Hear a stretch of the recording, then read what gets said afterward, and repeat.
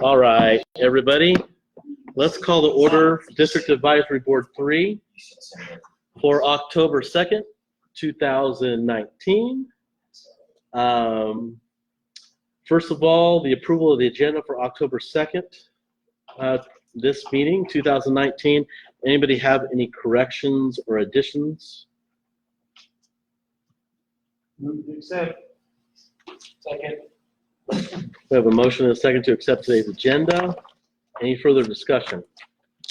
All those in favor say aye. Aye. All those opposed, same sign. All right, motion carries.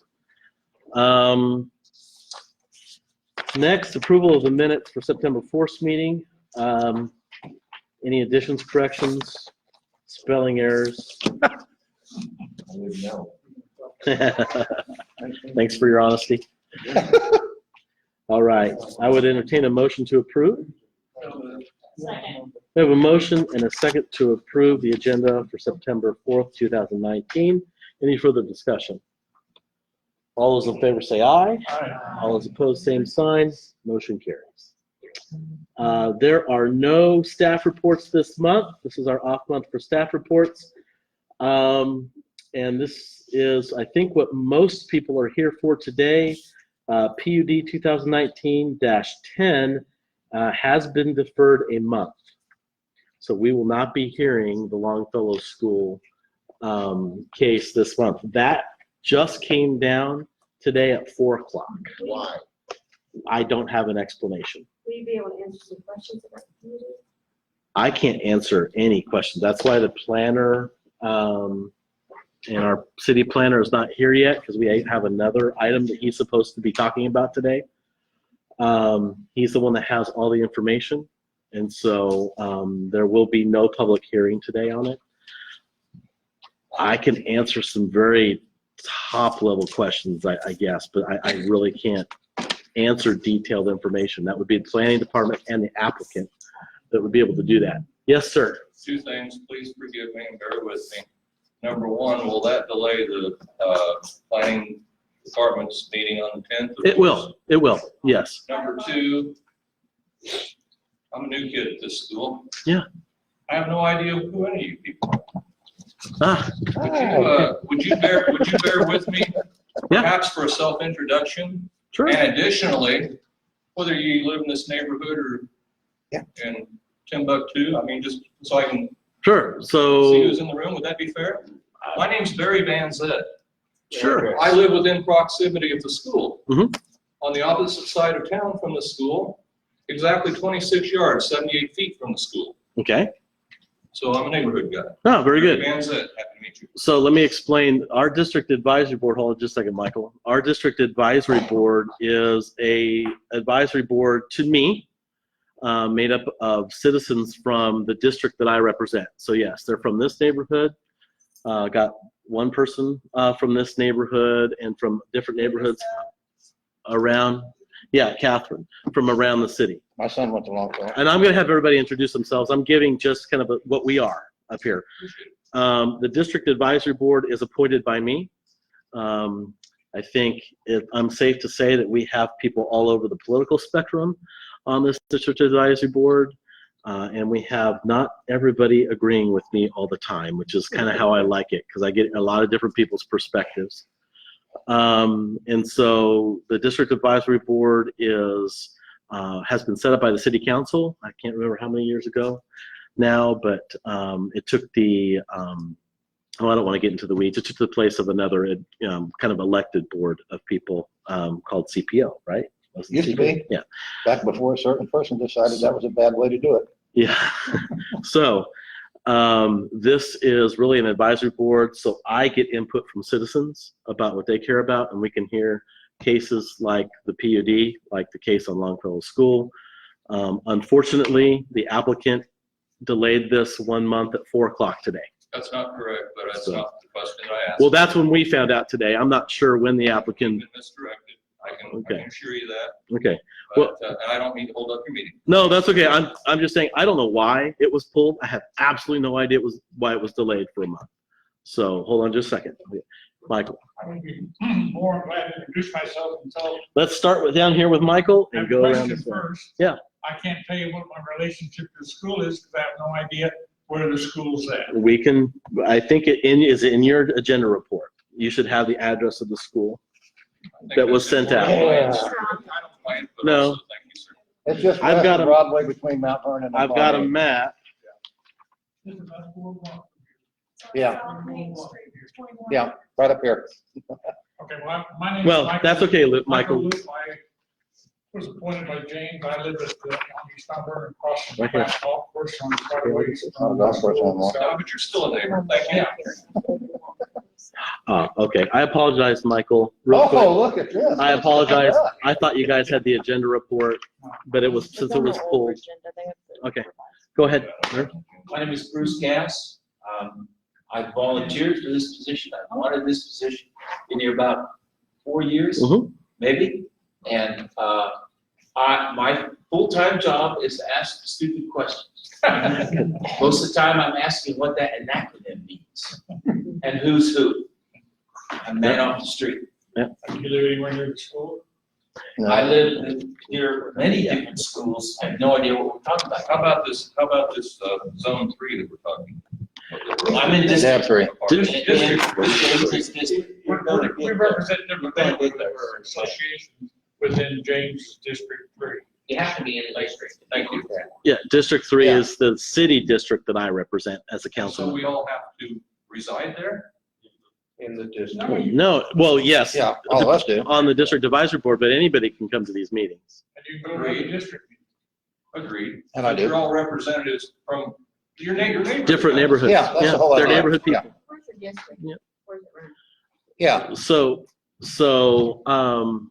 my district runs, I'm sorry, I'm working this camera so that people online can see who's asking questions. And my district runs from Kellogg to the north, roughly, well, to the southern boundary, which is about 73rd or so Street. Seneca is the most western boundary, and Woodlawn is the most eastern boundary. So, yeah. Go ahead, Cindy.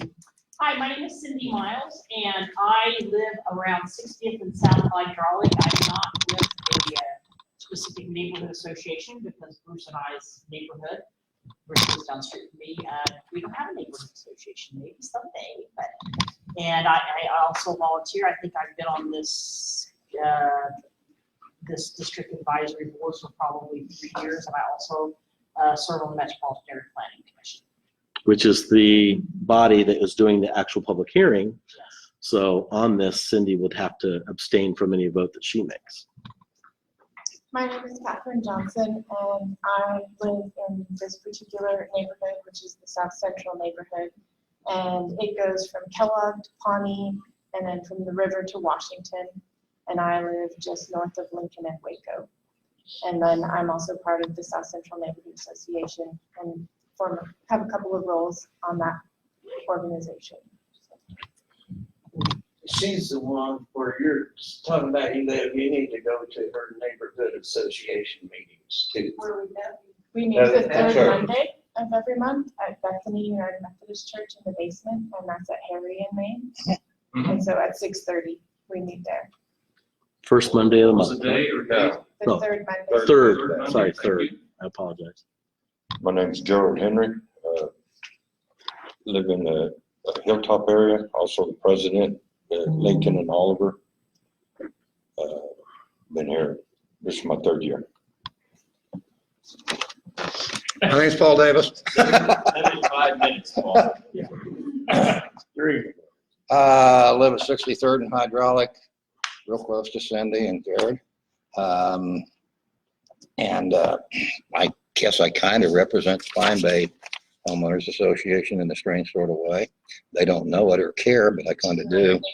And I've been on CPOs and DABs longer than I have fingers to count. And I may have been accused of being a Crusader rabbit in the past because, among other things, shall I go ahead, James? Go. I hate bicycle paths. I don't like scooters. And I do not want to see Century 2 or any other buildings such as we just tore down.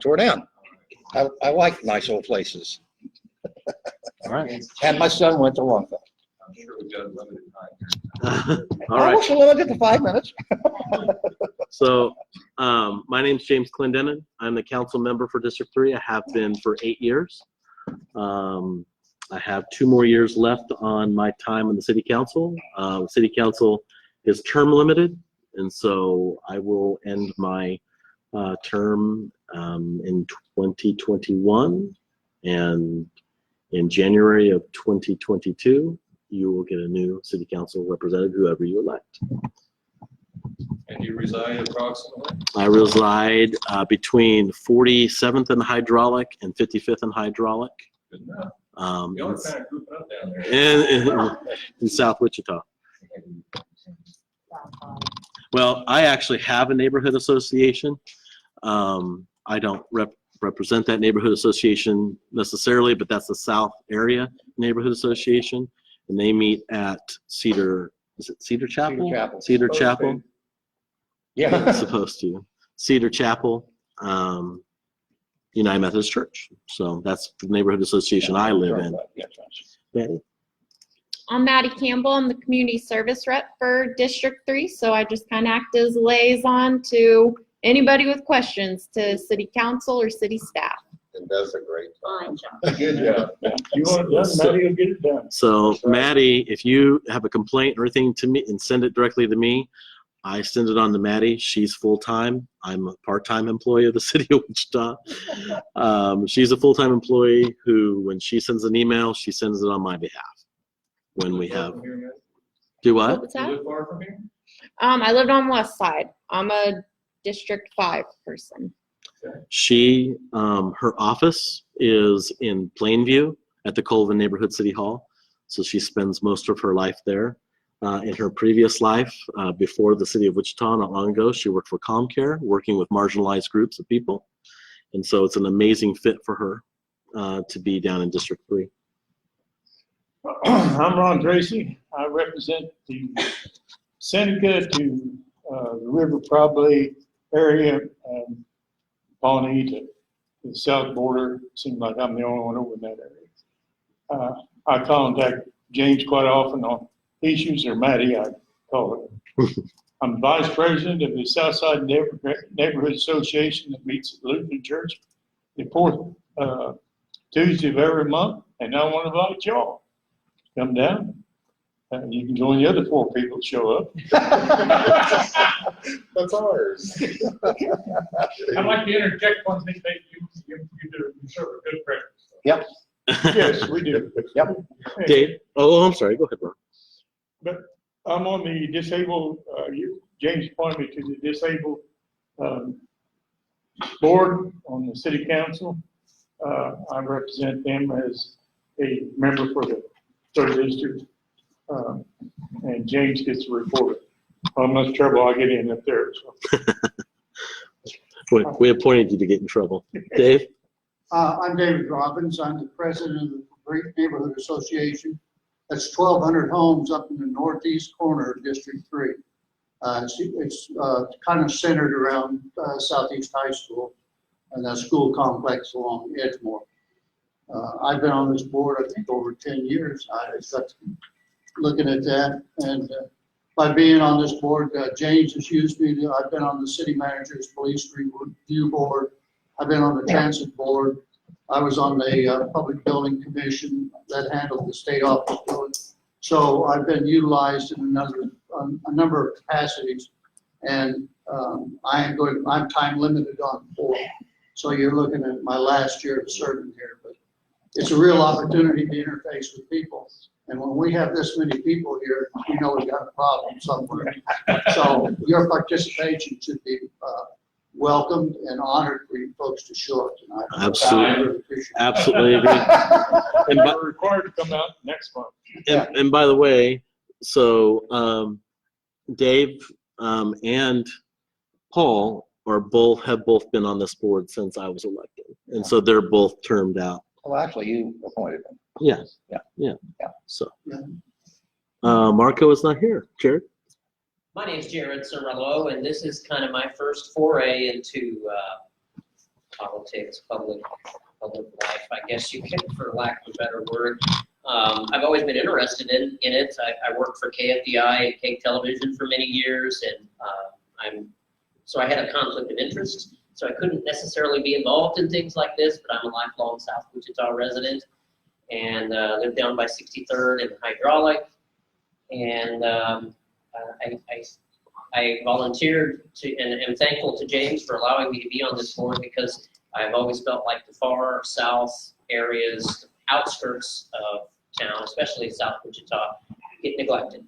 And it always seems like the focus is on Old Town and downtown, which is great. I don't want to neglect those parts of areas, but I want to see some services stretched down to where the city annexed us, years and years ago. So we pay the taxes now as well. So that's why I kind of joined the board, and I'm thankful for James for having me.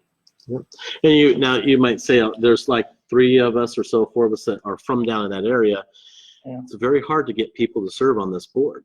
You ask lots of people, and it's very hard to get people to commit the time. And so every single neighborhood association has had a shot to have somebody. Marco is part of the K-15 neighborhood association. I moved from the South Area Neighborhood Association, just 2 minutes south, actually. So I kind of know what's going on in both of those areas of town. So, yeah, I'm happy for the people that stepped up. Daisy? Hi, my name is Daisy Olivar, and I am with the Plainview Neighborhood Association over by Hillside and Ross Parkway. I was appointed by James after I expressed frustration regarding the problems in our community, illegal dumping, citations. More so my mother, she's a little bit older, and we have constant illegal dumping, couches, sofas, people coming and doing things, and I was just helpless. She was helpless. If it wasn't me taking care of it, the city was citing her, and I was frustrated, and I was like, what do I do? Because there's no way that this 60-plus-year-old lady is dumping sofas and beds and everything every 6 months, and it's not fair that she gets citations. Also, Plainview is a really beautiful place, I think. We've had, little hiccups here and there, but I want to beautify that neighborhood, and I wanted to have a pool, but we're going to get a splash park, and I want to have an activity center, and, even if it is a poor neighborhood, there's something that I want to do, and that's why I'm here today, to be more involved, and it's, feel well that we see the same people. James, if I could follow up on something you said. Yeah. Mentioned how difficult it is to get people engaged. That's really why we have DABs now instead of CPOs, because originally, when I first was on a CPO, it was an elective office. You had to go down and register and get voted on and all that. And you had 9 members from each district. And someone decided that they were clustered, as someone might have mentioned here. And they said, well, we're going to split them into 3 sub-districts, and we'll have 3 from each one. And then suddenly they found that they couldn't get 3 people to go down and pay to file for the election in some of those sub-districts. And they ended up with only 4 or 5 people wanting to be on the board, which are the ones that had always been there. So one of our city commissioners decided that it would be better if the council persons appointed their boards. Mm-hmm. And at the time, I was vehemently, whatever that word is, opposed to it. Vehemently. Thank you. That's the word. I left out the exit. Yeah, anyway, because I figured it would turn into a bunch of lapdogs. I'm happy to say that has not been the case. There has been plenty of difference opinion between several members of this board and the councilman. And we expect that to continue and think it's healthy. Well, especially with this district advisory board, I've tried to maintain people from all walks of life from all over the city to try to make sure that we're getting opinions that vary across the board. And I don't take your political affiliation into consideration. I don't. That's not the criteria here. Criteria is you have to care about your part of the city and be passionate about it, and have people that like to stir the pot like Paul. So I am proud to say that we are, I think, one of the only, or one of very few district advisory boards that have a full district advisory board. So you can only have 11 people per ordinance on your district advisory board, and we are full. So that being said, yeah. I will tell you guys this, for you newcomers, Who are you?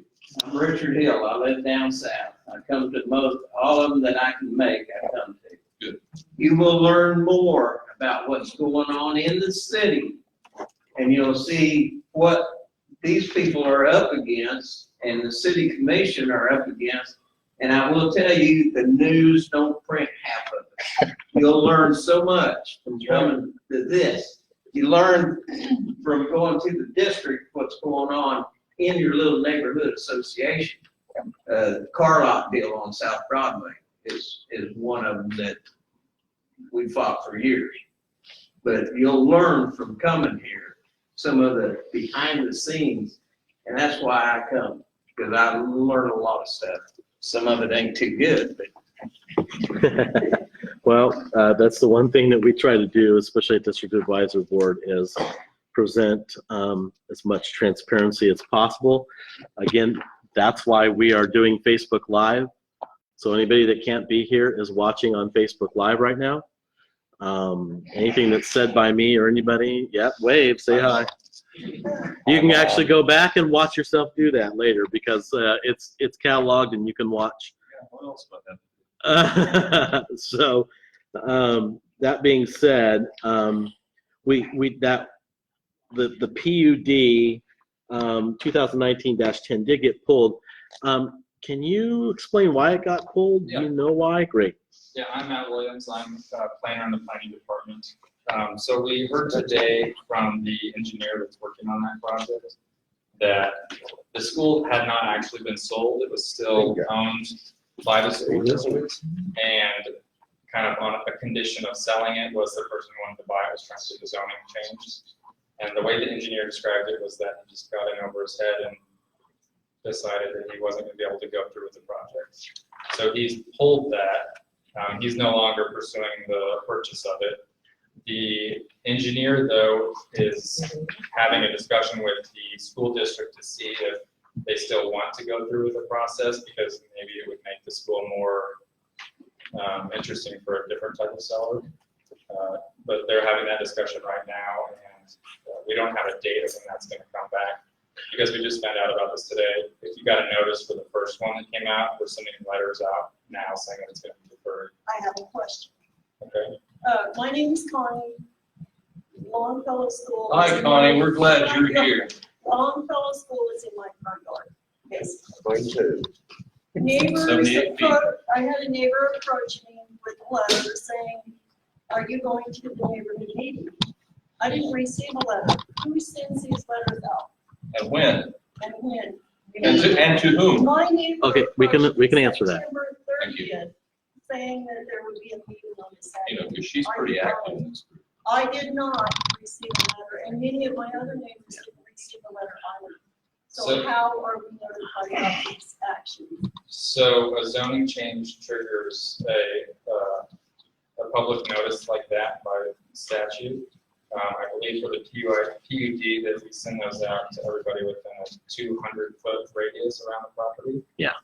That also, it goes to the owner of the property, so if you're a renter, then it might not. That's not what this letter says. That's not, no. This letter says, and as an owner or occupant of property in the area, you have the right to appear at the MAPC public hearing to express your views regarding this application. So which is it? So Do I have to be an owner or an occupant? Anybody can come to the meeting, but we send out letters to the owners of the properties surrounding the property that's getting sold. So if that owner is in Tahiti residing, that's where they'll receive a letter. If that's where their address is, yes. That's why the property also had to legally put up signs notifying that there was a case and development activity going on. One way to get around a public response is your entire neighborhood is tenants. yeah, so there has been some discussion on changing that policy. Policies for the planning commission are a little bit more difficult to change because the county commission is also responsible for those policies, not just the city of Wichita. And so it's a joint department. And so if those policies are to be changed, the direction needs to come from both governing bodies. We can discuss that because I agree, we want to make sure everybody's being notified that lives within that 200-foot radius. So, And that includes the whole area of that property, the boundary line of that property, not just the physical school. right. Because there's The a, property, yes. okay, well, then I know for a fact there's owners that we were notified. Okay. I live second house from the corner from the school. I've been there for 66 years. I got no letter. Okay. I was notified by my neighbors. I was also, The way the process works is that the applicant has to go to a title company that gets a list of all of the property owners within 200 feet. So it's a third party, and then we simply mail out letters to everybody on the list. it's on the short side. Okay, I can send that information back. Yes. Thank you. Please let me be clear. Are you following state law? Yes, we're following all laws. Doesn't state law require a zoning change? Doesn't that require an owner to call for that? Yeah, in this case, the school was a signee on the zoning. Who issued the papers telling us of this meeting? Didn't list The the planning, school at all in the letter. the planning commission. Do you see who's listed as owner? He Both. is. Both on the letter and also on our staff report? Does it say owner or does it say applicant? It says owner. Should be the same. Says I'm applicant. asking you, sir, why you go ahead with a zoning change without an owner? That's Okay. my point to you, We please. would be going ahead with the approval, with the permission of the school district. as the So this is an illegal issue altogether that's been totally misrepresented to the public. No. So, hold on just a second. Sir, I have issued Was- 70 copies of these to my neighbors. That's great. We have proof of how this was handled. That's great. What I'm saying is, was the school a signer on the application? Yes. Okay, then it's legal. Secondly, their other signer on the application was Mohsen Azizi, is that correct? No, Brady, that's- we, Or Sanford Roberts? No, that's the other. That's the other. Brady. Oh, that's the other one, sorry. So if you notice, this is applicant agent, okay? So if the applicant has an agent, all they have to do is list the agent, That's Brady Weedman. okay? But it's So, in the zoning order, yes. it states the applicant has to be the owner. Nowhere in that letter was this school Okay, board. but let me clarify that because I called his office, he wasn't in, they researched it. As long as the school board signed off on it, then it was supposedly okay for him to be the applicant. It's misrepresented.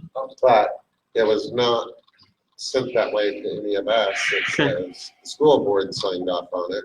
It showed the school board nowhere on it. Well, if there are deficiencies in it, and if you as the public feel like something was being pulled over on you, then we can correct what happened. Okay, The last thing that we want to do, I'm just going to tell you, the last thing that I want is for, any deception? well, yeah. And the whole point of having public hearings like this is to flesh this stuff out. Okay, let me ask this question then. Why do we give a PUD right off the bat when there's more restrictive zoning that they could have? Doing the same thing he was suggesting he was going to do there as an example. So, But my question there being, why do we just give a PUD with more carte blanche and more lucrativeness to it when they're not earning anything? We don't know these people, and they're coming into the middle of our neighborhood to do whatever kind of business they choose fit, because once it's given, you can't remove it. Hence, the little place on Broadway that was once upon a time a motel turned into apartments, now turned into the biggest horrific show I've seen on the face of Broadway. with So let me see if- stabbings and everything. let me see if I can answer this for you. Please correct me if I'm wrong, because you're the expert.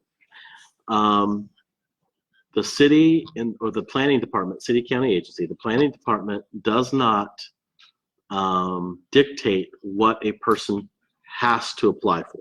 Okay, So the applicant can apply for whatever he or she wants to. They can apply for a PUD, they can apply for a zoning change, they can apply for any type of application that's legal for them to apply for. Then what they have to do is they have to go through the process of convincing the public that what their idea, what they're actually applying for, will be accepted by the neighbors. That's the whole reason why we have this, it's not really a hearing, but this hearing. We have the public hearing at MAPC, and we also have it, if there's a protest to it after what people heard, then it goes before the city council. There's quite a long list of checks and balances to make sure the public is being heard, okay? Now, it sounds like there's some major deficiencies in how people are notified. It sounds like that we don't have rules for every applicant to be placed on, which I don't know. I don't know if we obviously don't have rules in place that say every applicant has to be listed, because a lot of times we will have just an agent listed because the applicant doesn't want, they want some sort of anonymity. I had to talk to 3 people to get a definitive, and they had to call me back with the answer. Okay, lucky So for I you. was quite shocked. So- It's coming from the people that do this. Yeah. I was like, So, okay. so anyway, the point being, obviously, it looks like there's some things that we need to look into, but as far as what an applicant applies for, we don't dictate that. We let the public dictate whether or not they will accept what's being applied for. Ask for the moon and hope for the next. Do what? Ask for the moon and hope for the next Yeah. best. And just because the public says they don't want it, obviously doesn't mean that the planning commission or the city council, if it makes it to the city council, necessarily is going to vote in favor of what the public. But, yeah, so, yeah. I don't disagree with your words, sir. Okay. I want to accept your words at face value. Okay.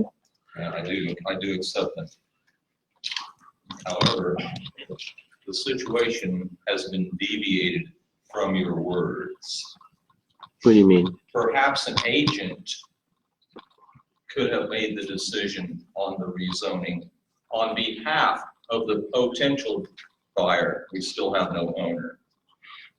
Well, the agent. I say these things this Yeah, go way, ahead. sir, because I'm the only guy in the room in direct contact as late as 5 minutes after 6 p.m. this evening with your potential buyer. Not my potential buyer. I'm sorry. Okay, I was just gonna say, 1959 potential buyer. I had a 5-minute conversation So there's a difference with the between guy. The way things should be done and the understanding, your understanding of the way they should be done, and I'm totally in agreement with you, sir. Sure. Okay? I came here to hatchet you, and I'm on your team. But I have another question to this expert, and sir, I have nothing personal against you. But this is my neighborhood. Now, let me ask you this, and maybe there's someone else here who can answer better. Who's controlling our appraiser's office throughout all of this smoke screen? So the appraiser's office is a county function and is controlled by the county. Really? So the city of Wichita does not appraise properties or have any. So you would, let me stand, because I'm speaking. Sure, sure. So you would have us believe then that there are no unseen investors in any of this yet? Unseen what? And there's no correlation between the planning department and the zoning department and our group and the appraiser's office, is that right? May I ask Show you an why? example of what concerns me. I'm gonna pick on you for just a moment. I guess I don't understand. Because I know you can take it. Her house is one of the highest rated per square foot properties in this neighborhood. Mhm. Currently at $46 a square foot.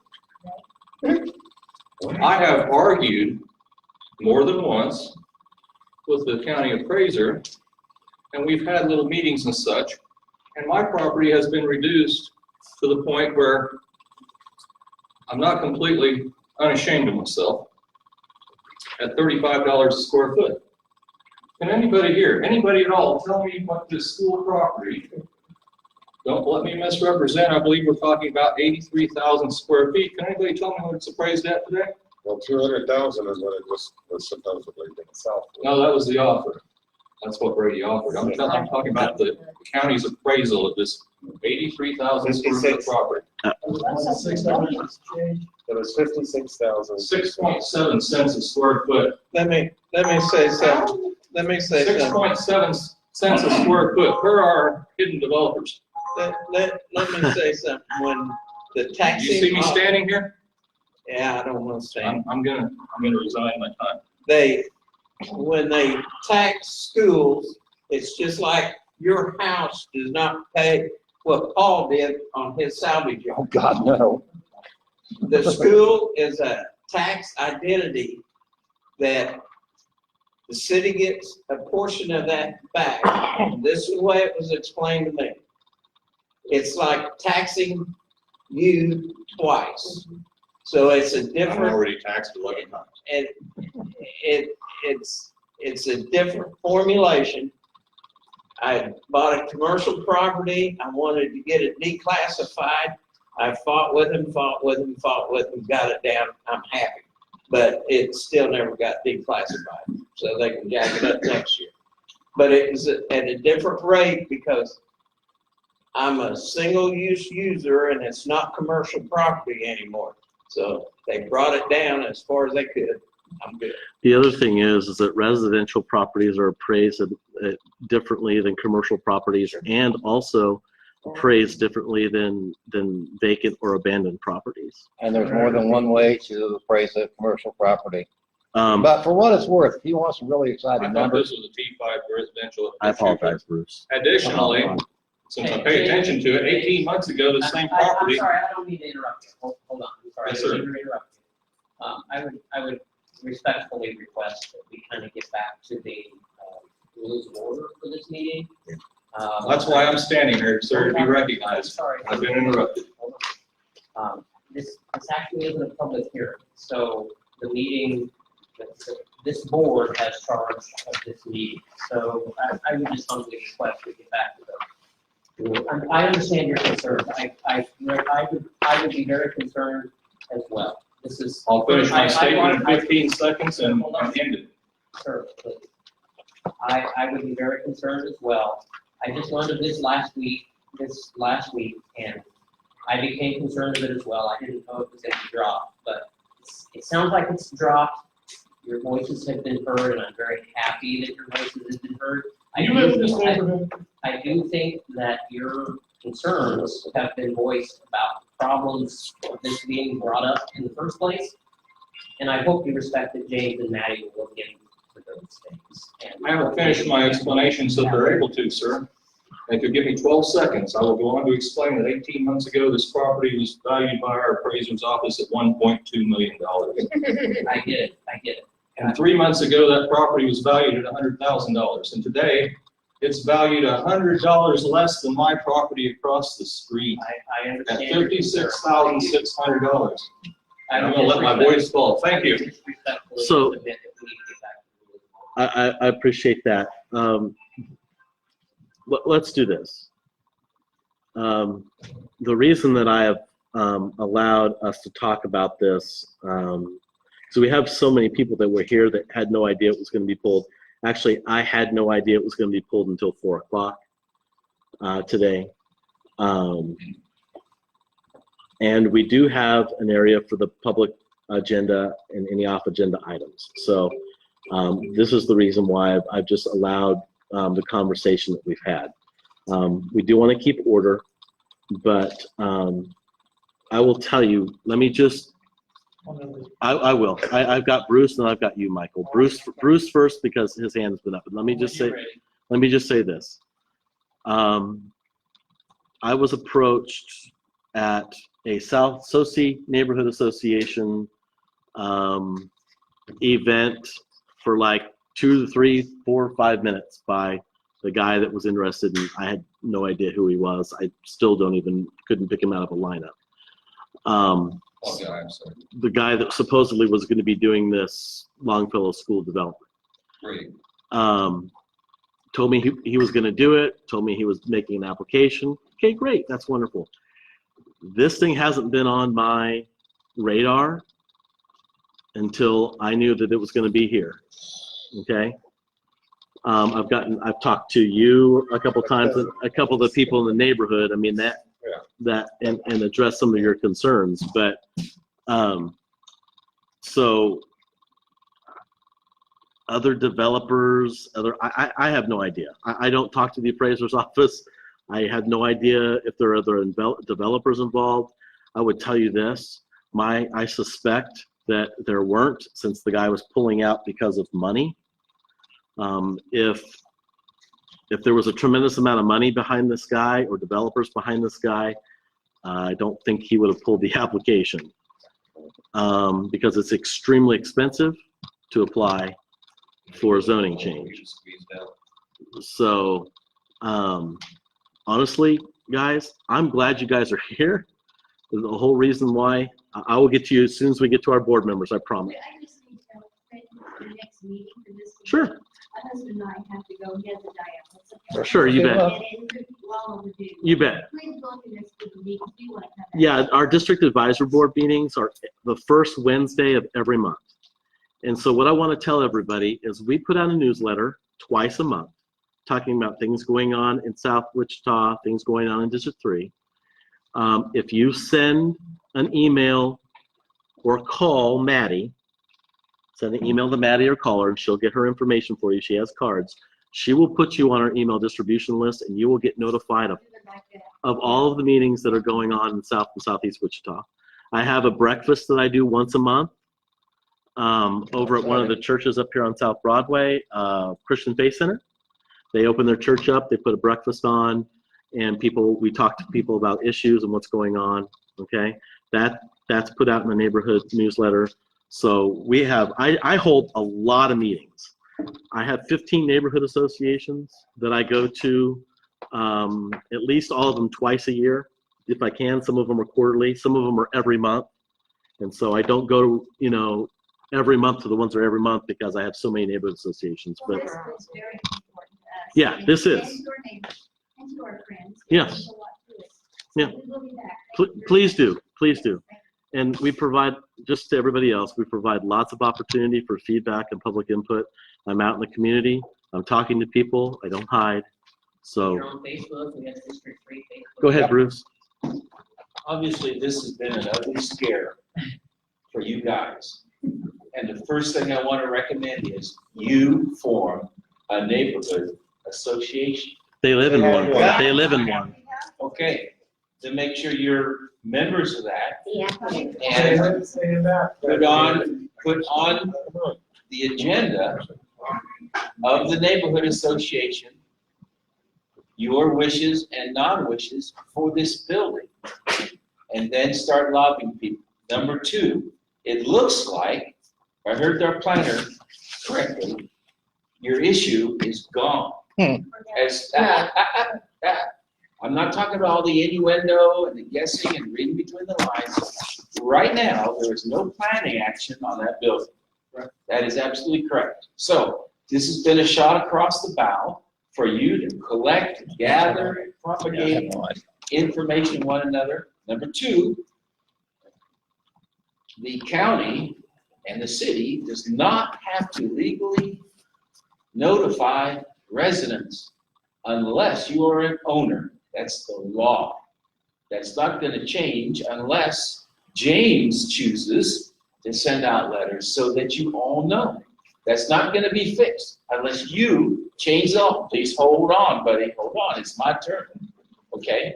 So, if I lived there, I'd be doing what you're doing. You came here in all good faith. Nobody's trying to trick you by that part of the meeting being canceled. It just happened that way. Now, you need phone numbers of who's on the planning commission from the county and from the city so that you know who to call until you find somebody that you think you can trust that's going to tell you if this ever smells like something's going to happen again. And so your ears on the rail listening for the train. Thank you very much. Thank you. Michael. Well, I'll be quick. Ditto, same things I have written here. It sounds like a chance to organize, keep communicating with the people, especially around the school, and don't waste this time because it fell by the wayside. That's all I wanted to say. So let me ask, Matt, so the application is with withdrawal, do they have to pay to apply again? The application has been deferred right now. so- Okay, okay, so it's What's deferred. that mean? It means that they did not Yeah. defer it to a specific date, so it's been. Ind- deferred Indefinitely defer, okay. And we sent out a notice today saying that it's been deferred, and we will send out a notice again when it's going to be reapplied. So It's if you could, Who deferred it? The owner or the guy that was It was buying it, deferred, or the Cobb Valley? yes. Developer. Yes. The No, developer? No, the engineer that was hired by. Cobb the- Valley is just an engineering company. Right, they just put the. So not the owner. hold on just a second, Michael, hold on, Michael. Not the owner and not the applicant and not the agent. So the The agent is, engineer the- is the one that. okay, so the agent is the engineer. The Okay. engineer is the agent, and the agent is acting on behalf and taking directions from the applicant. Okay, So we need to From talk the- to Cobb Valley and From find the out school exactly board what's. that allowed, I've been there. or the person, Potential buyer. or the person trying to buy it. yeah, not the applicant. Do they, Michael. my question, Who? do these people, will this case number be the same no matter what? Yes. So you guys want to leave here with this case number. So if you call up there, you have this case number in front of you saying, what is the status, what's the progress? So if you don't have it, get it before you leave here, so you have a reference when you call, and Cindy has her hand up. Okay, guys, so we have a lot of business to get to, so let's try to make everything that everybody, I don't want to cut anybody short, okay? I want everybody's voice to be heard, but if it's already been said, let's not continue to repeat it. Hold on just a second. I'm gonna go, Cindy, hold on. Dave's been waiting like 5 minutes. Go ahead, Dave. Yeah, I'd like to tell the group that we're a district advisory board. We have no binding actions that we can take with our council members. We're here strictly to get just what you guys have presented to us and make sure that he becomes aware of this information. So what you've done tonight is perfect. You brought your information, and that this board tonight accomplished its mission, and that's giving you the opportunity to bring a problem forward. Okay, Cindy? So I just have one question as a member of the Metropolitan Area Planning Commission. You know, something will eventually happen with this building. I'm curious what the neighbors, what you all feel like would be an acceptable use in your neighborhood for this. I would like to see the police and the law enforcement be able to continue to use the building such as they have been doing for the last several years. And more, and be able to move them out of here because they have no secure parking and make it correct for them because they're gonna rebuild this anyway here in the next year. So let's move them over there in the middle of the neighborhood where they can, you know, our crime rate, I have the list right here, and our crime rate over there in that little block area had 111 police activities from minor to major in the last 2 years, okay? Now, you look at the statistics on Broadway at just the little motel, they had 360 in a one-year deal. So that gives you an idea. What's holding the crime rate down? We're 2 blocks from that. Okay, that being said, it would be ample for all of the law enforcement to be able to utilize it. I mean, we get them from Derby, Hayesville, Mulvane, all over. They come all over from the state, the highway patrol, everybody. I mean. So those local agencies would need to choose to purchase the building. And so, No, all we need is one, City of Wichita to purchase Well, it yeah, and that would lease be- out the other spaces to those entities. but our chief of police is going to need to make that request. I have his number. I'll be So- more than happy to call him. So I'm happy to talk to him about it too. That's not a problem. And he's a nice guy. I'm just saying Yeah. that's gonna have to be, the police department's gonna have to see a value proposition for them. The value proposition is So- great, $200,000 for that much square footage. I absolutely, I get it.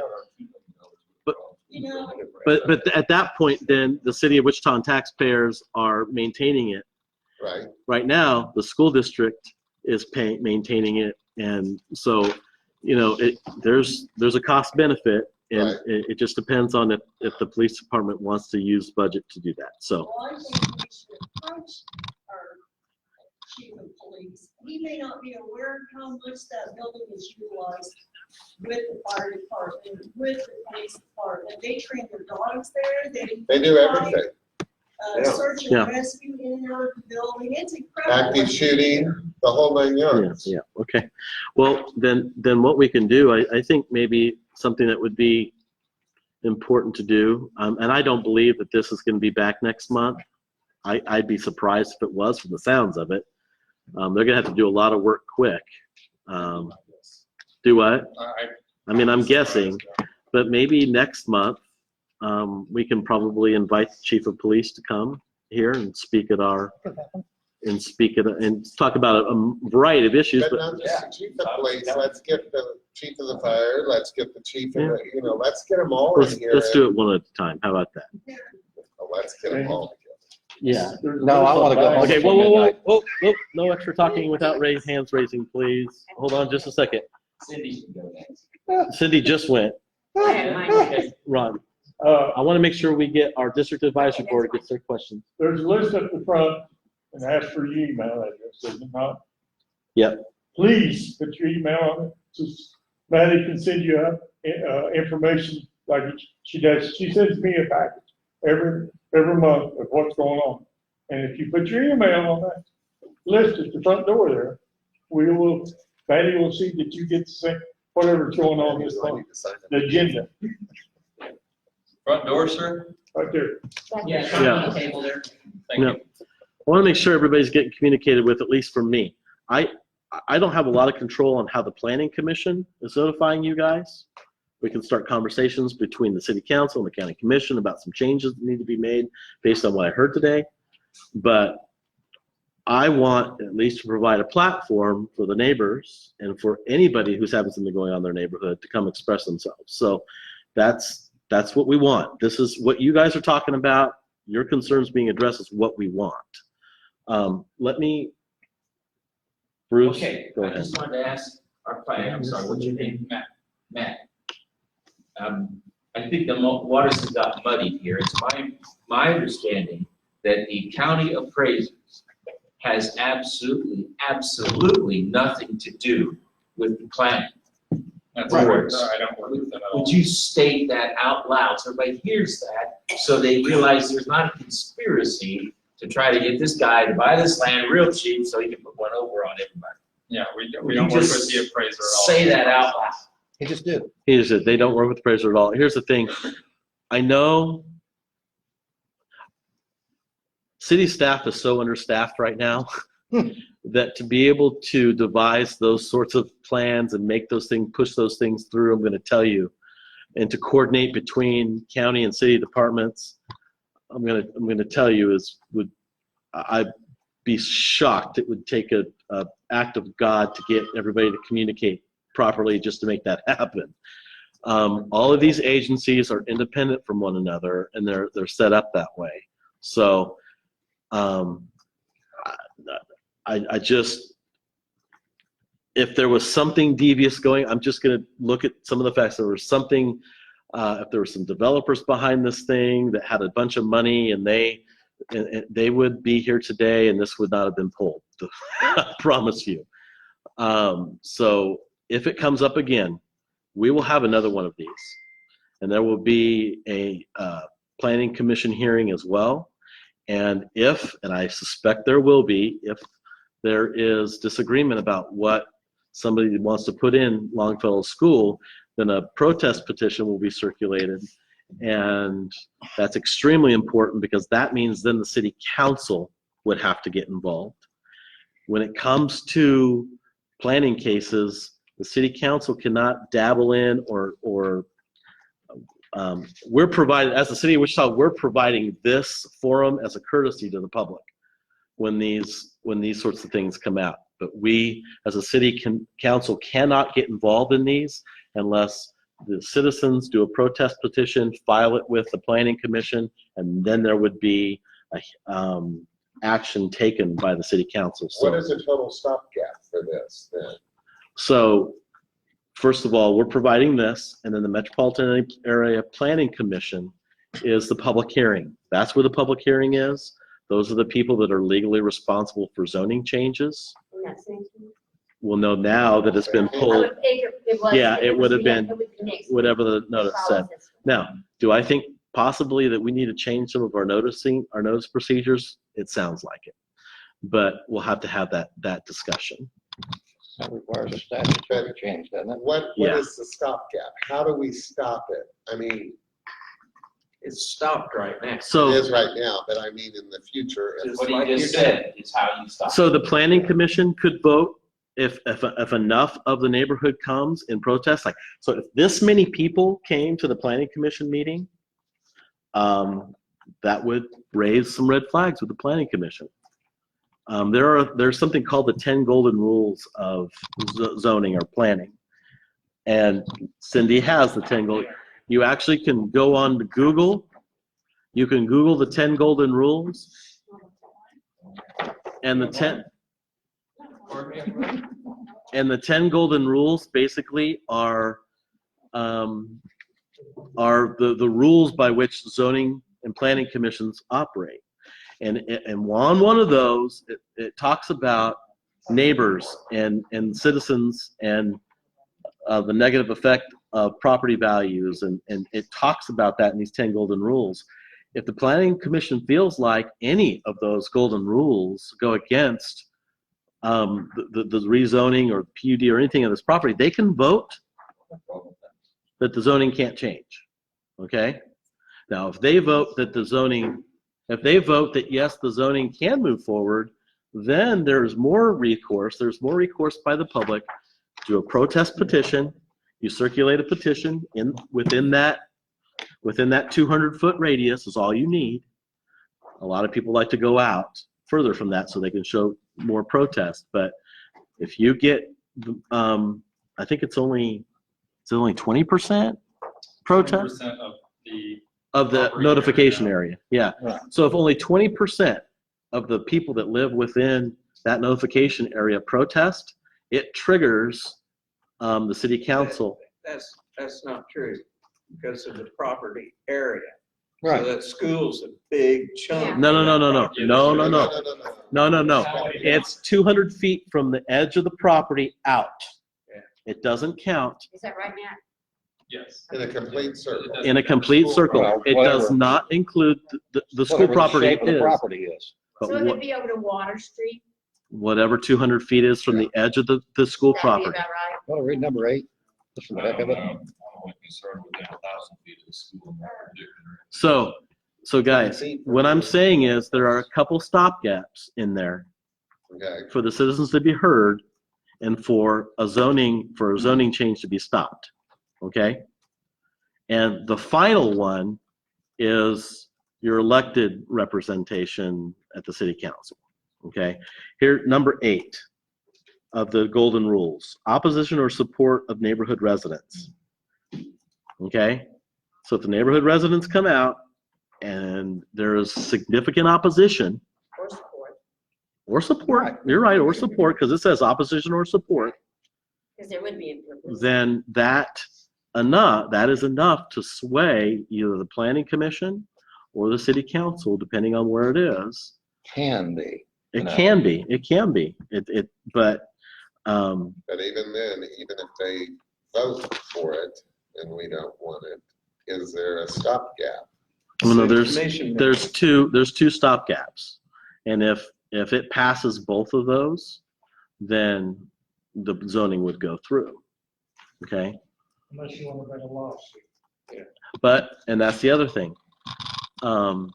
There have been times when the planning commission and the city council have approved something or not approved zoning. And in one case recently, we didn't approve the zoning on something. And those people went and sued the city for not allowing that particular zoning to go through because there was a lot of opposition by the neighborhood. So the city council voted no.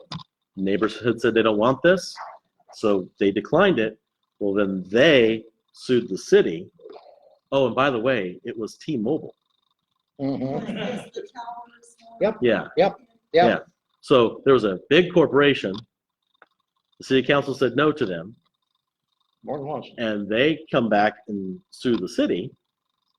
But the problem is, these things got completely installed, and then the action happened. No, not up in Riverside Park. Oh, okay. I'm talking I was about- thinking the one on the north end, was that the West Star Energy? town? Oh, that was Westar Energy. That was those. 6 feet Yeah, from the family's home. yeah, that's a total, because of state law, they were allowed to do that. That is a total But it separate. was all rescinded.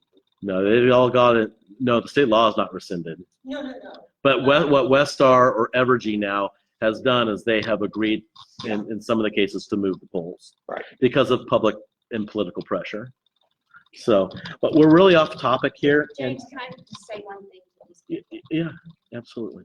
You're all concerned, and I understand that. I don't live right there, but I have a very dear friend that just purchased a home in. So I understand that. I live in South Central. I live off of Santa Fe and Cary. In the nicer communities where I'll compare statistics with you at any time. I probably had 111 calls across the street from me last week. But if you're concerned, then do what we do. Go to the meeting for South Central Neighborhood Association. Get involved. Janet is leading this basically by herself. The president. Catherine. President of the association's right in the back, She has Janet. looked for vice president. She has looked for secretary. She's looked for, I don't know if that's treasurer or not. But they're, okay, Money. so one person's filling several seats. So get concerned, decide to make a difference, and step up to that. Because that's what will make a difference. When you start living it, like they do, Doesn't necessarily. you're gonna get there, and you're gonna want to see change, and you're gonna want to get involved with city planning, county planning, city commission, county commission. And that's, you've got to have your ducks in a row, and you've got to understand how city government works so that you can make a difference, and you can make a difference. We've proven that here tonight. Thank you Well, very much. but not just this case. There's been a lot of major changes happen in South Central area. There's been a lot of resources thrown at the South Central area. The South Central area just went through a whole planning process. The neighborhood association and several people went through a whole neighborhood planning process to get a neighborhood plan put together, so the city can then start investing now in South Central Wichita Have any of with you a seen plan. that plan? I have, So there's a lot of positive things. Hey, James, There are a lot of positive things happen. Yes. real quick, isn't that in your neck of the woods? Yeah. The school? Instead of bringing, I love Chief Ramsey, but instead of bringing him here, set it up with them Oh, absolutely. and have the meeting there at At the the church. Because that is, the people there, when it gets to this point, they're gonna listen to what they've got to say, and we're gonna make their minds up and everything. But where you want the police chief is in your back door, in your backyard. Time to bring a bodyguard. Okay. We're gonna. So guys, what we're gonna do here is we have to move on to the next planning item. We have, I think, people here to hear that as well. For now, this has been dropped. Well, that's probably not accurate. It's been postponed indefinitely. There was no date moving forward. I promise you guys, I will talk to other city council members and county commissioners about the notification process and see if we can make changes to that based on the concerns that I heard today. Okay? Planning commission meeting still scheduled for the 10th? No. Yes, no. Well, it is. They'll hear other items, but this item will not be on the agenda. I'll expect to see you on it. James, would it not make sense We are grateful. Please don't get me wrong. for rent, No. if you are a I renter, understand. notify your landlord that you want to be notified to make it a letter. Because by law, they only have to notify the property owner at this time. Is that an How much ordinance? notice? Is that an I'm not ordinance? sure what.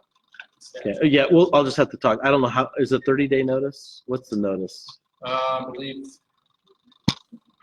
like a 20 day, I'm not sure exactly how many days. I think Okay. it's 20 days they have to be noticed before they Okay. And the sign, And then it's also a notice in the newspaper, and they also have to have signs up, yes. Okay. then comment, Jim. Yeah. Above, everybody signed up back there, there's only 2 people put their email address. Yeah. If you wanna know about this meeting, please sign. Yeah, if you're already on. And if you're leaving, be aware I'm that already they on raise it, up so. that car. Okay, guys. So we're gonna move on. I'm grateful for the citizens and those in the neighborhood that came today. We will have another one of these if something moves forward with Longfellow School again. You guys will have an opportunity to have your voices heard if this comes up again, okay? All right. Our next meeting, November the 6th. Next meeting is November 6th. All right. We're going to move on to new business now. Conditional use 2019-34.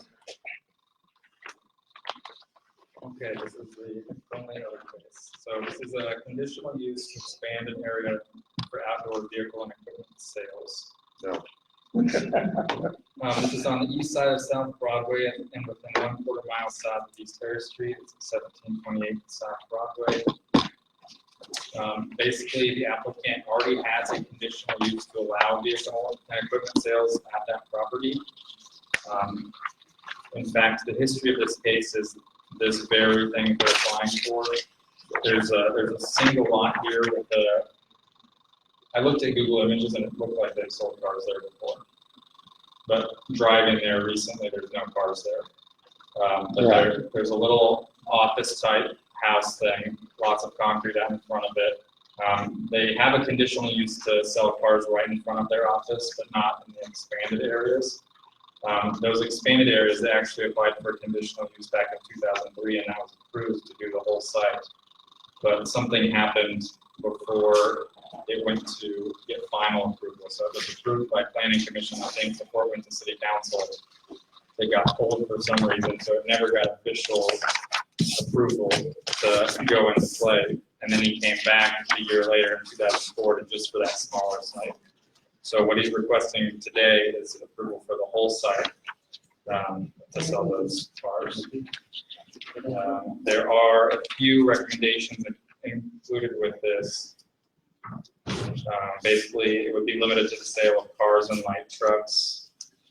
You have to put in you have to give us a landscape plan of how he's going to landscape the project. There would have to be lights for the whole property. But that is the case at this point, and the planning department is recommending approval of this. And the guy he was a mechanic's shop. And he was taking cars in. When they couldn't pay the bill, he was selling the cars. Well, it became to more and more, he was selling more cars and he needed more space, is what the deal was. And he got caught selling the cars on the other side of the property. That's what happened with the zoning. And then did it get shut down, or? He got shut down, yeah, but he owns the property. So he kind of got busted himself, is my understanding of the deal. He was going to the auction and buying cars even, I believe. Oh, yeah. And I worked at the fixing them auction. up, yeah, and fixing them up and bringing them in and selling them on the cheap. Well, I don't know that he stood behind a bunch of the cars he sold too well either. And So I'm just gonna ask. I don't think so, but is the applicant here somewhere? Of course not. Is the applicant's agent here somewhere? Of course not. Of course not. Okay. Well, this district advisory board kind of gets. We're taking up old business since 2000 and what? Well, I'm just saying, New that he approved this at one point, it got approved by Planning Commission in 2003. But at some part of that process, he pulled the application back and it never went to City Council to get finalized. So he or his daddy, somebody was back. So anyway, he's back trying to get the same approval. Right, a year later, he got approval for a smaller site, now he's trying to get approval for the large site. Okay. 14 years later. Yes. Yep. Okay. This is Ed Azazi Auto Sales Lot, just, what, a block south of the former Dillon's? it's right behind, about half a block maybe. Yeah, okay. Behind. Which currently appears to be dormant. Yeah. Okay. All right. Then there's a couple things I'd like to point out. I'm the unpopular one with the neighbors on here because I was in the salvage business for 34 years with 2800 block South Broadway. I see you, Cindy. And I think there has to be a place in this town for people to sell used cars. They can't all be in the glamorous places out on East Kellogg. South Broadway corridor has always been the place to go for a used car. Whether it's tote to notes or whatever they are, it doesn't matter. And there's a lot of perfectly good properties for that annoy people because it's in their general area. So, couple things pointed out in their recommendations. Any automotive service or repair work conducted on the site should be entirely within the building. Okay, nobody or fender work should be permitted without first obtaining GC General Commercial. Then we go down to no temporary display signs. Commercial flags, banners, portable signs, pennants, streamers, pinwheels, floppy armbands, whatever. No outside storage of salvaged vehicles or parts shall be permitted. Don't expect someone from the city to come around and check and see if that's the case. That is 100% complaint driven. So don't be mad at me if I voted with the recommendations to approve it. Be mad at yourself for not doing what you need to do to police the actions if he violates the terms.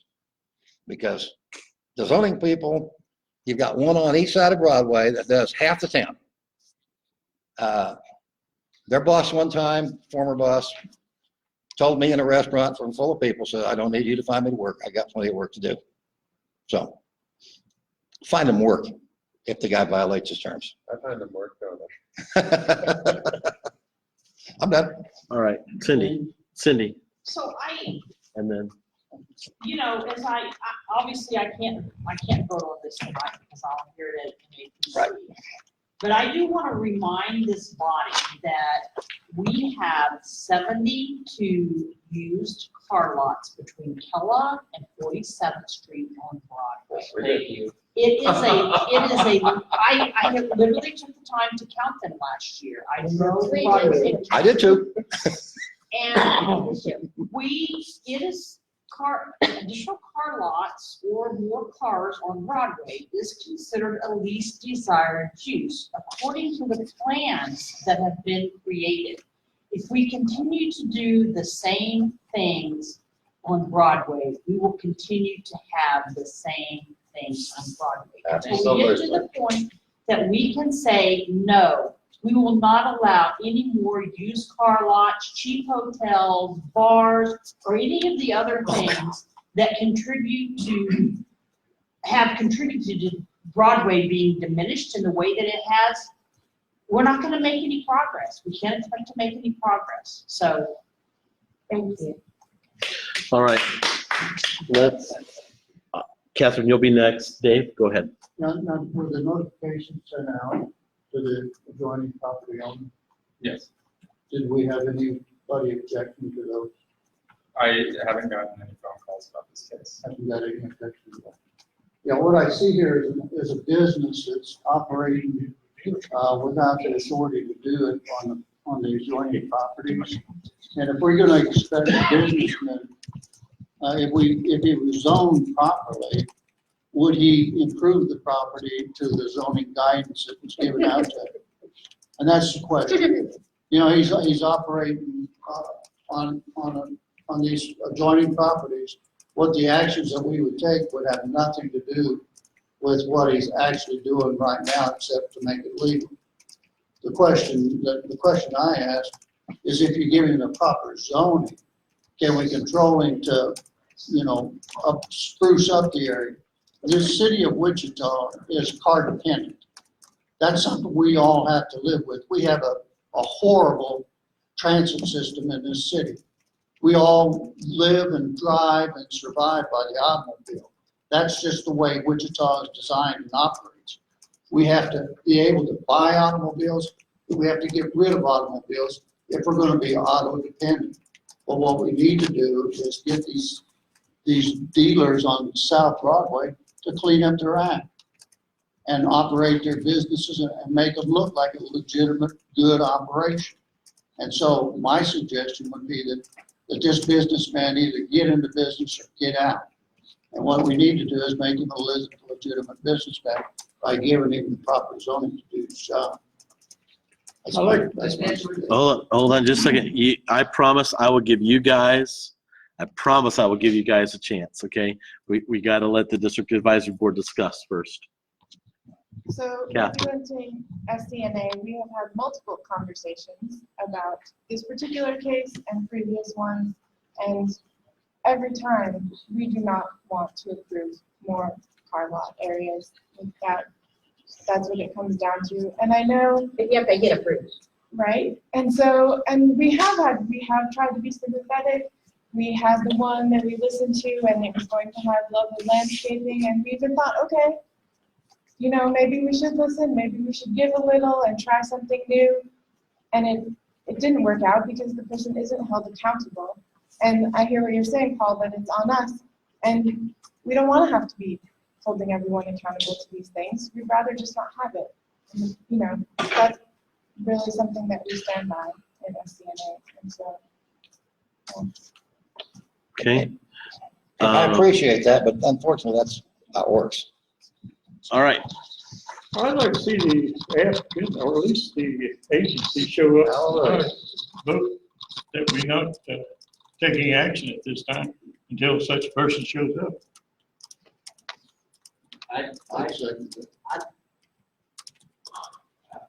Okay, I would make a substitute motion. Are you making a motion? Yes.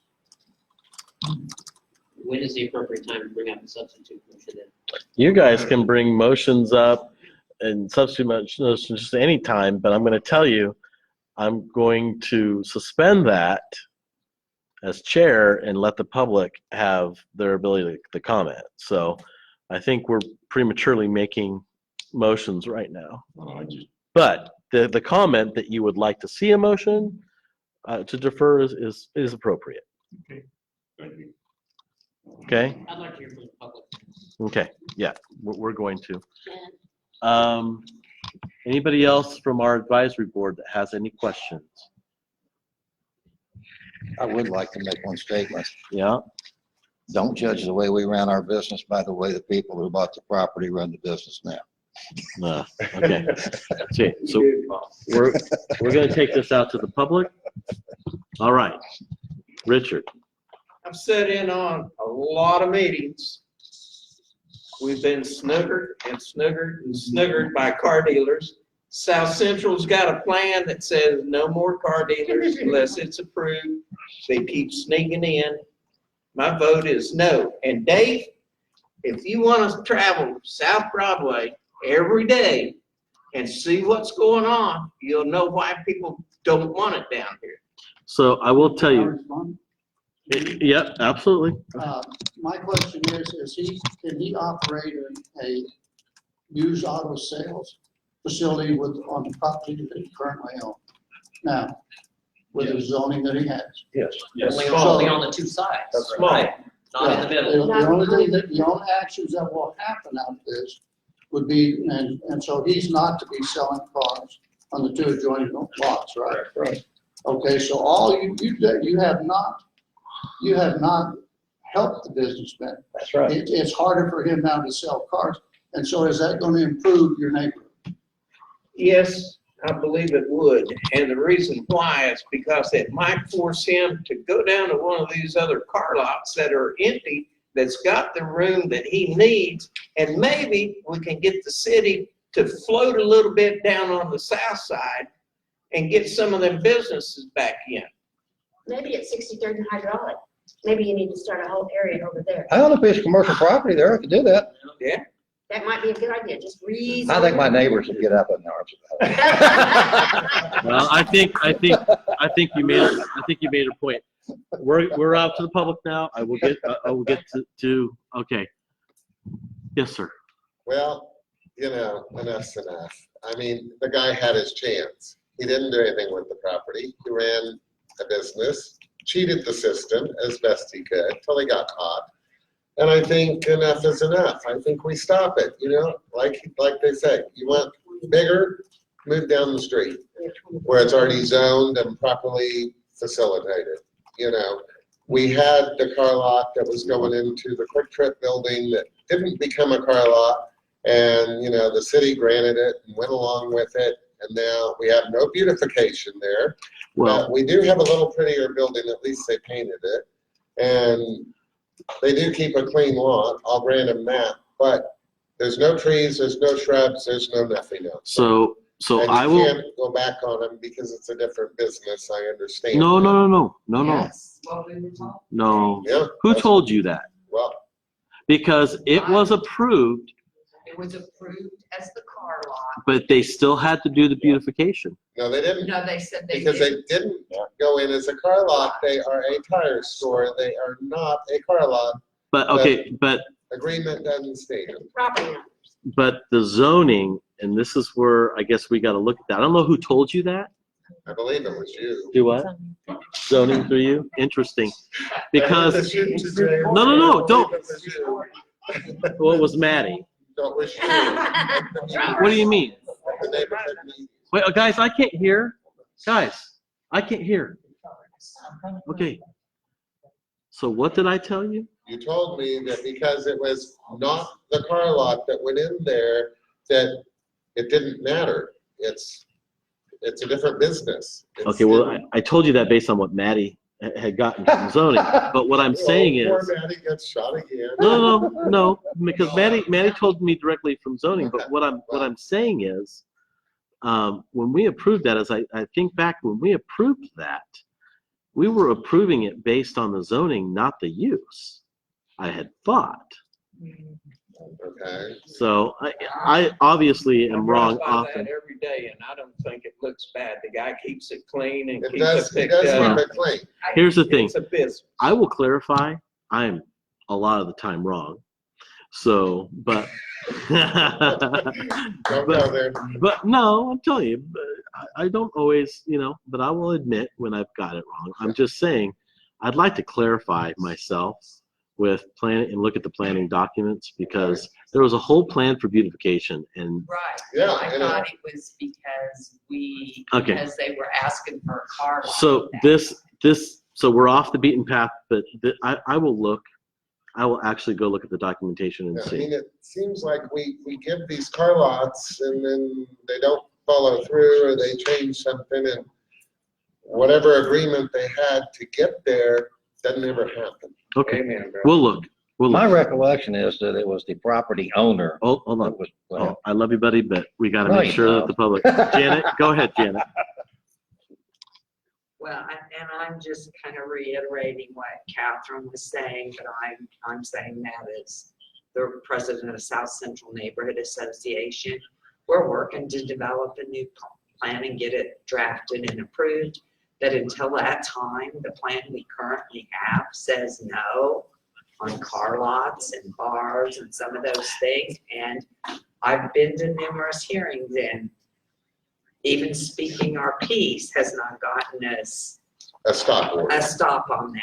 So I don't know I guess I have to question what good it does to put it in a plan and then repeatedly defy that plan so that when these 3 car dealers got approved, why is number 4, 5, 6, 7, 8 not gonna come and do the same thing? And the city planning is gonna give in to them again.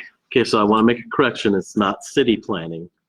It's a city county operation. It's a separate entity. Okay, so I got to Right. just correct that. Do you understand? But the planning commission, they are the ultimate authority on this, right? So it was presented to the planning commission, the last one. Our district advisory board voted unanimously, No.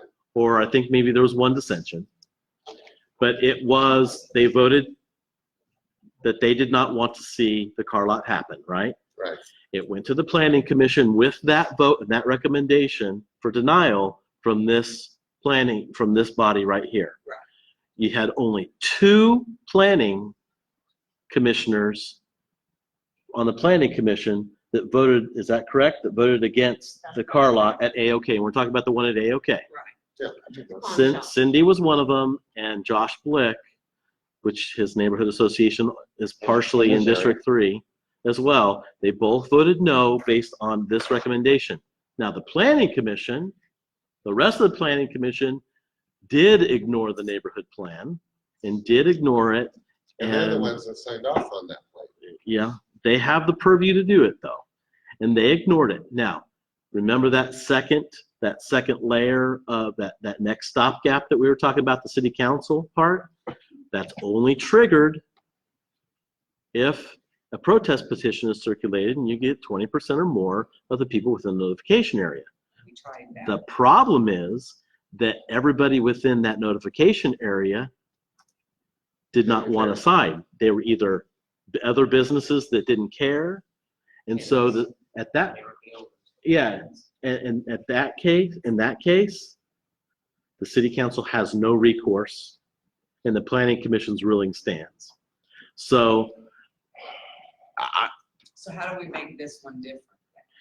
you have to do the same thing. More people, I will tell you, Contact those people that were not contacted because they are renting. you need, You so need to physically go there instead of trying to jump through hoops at the last minute, as we did on that particular case. So in this You case, can't wait till the last week. so in You gotta do it. in the case of this, guys, I want to get back on track because we have a couple major things to talk about, and I want to get through this with everybody being heard. So in this case, we're going to take the recommendation of this board, whatever it is, and the planning commission's going to get that recommendation from this board. If you cannot go to the planning commission meeting, you need to get everybody you can to email every single one of the planning commissioners. Their emails are on the website. It's not hard to do. And every single neighbor that you know of that lives in the area needs to email planning commissioners. And if you can show up at the planning commission, you need to flood the planning commission room. It's about citizens being involved. If citizens are not involved, you have no hope. But if you have a petition, Just saying. the people behind Broadway are within 200 feet. The people across the street from them on Topeka are within 200 feet. Probably the people that live on Emporia, behind the people on Topeka, across the street from the people on Topeka. that live Probably right- not. Okay, so you've got a lot of people you can contact, and that means you physically have to walk it, present them something with your plea verbally, and see how many you can get. If you could, I mean, 20% is not very much, It's one or two properties. but you've got to get those numbers. You've got to find those people, and they're not being notified because they're renters.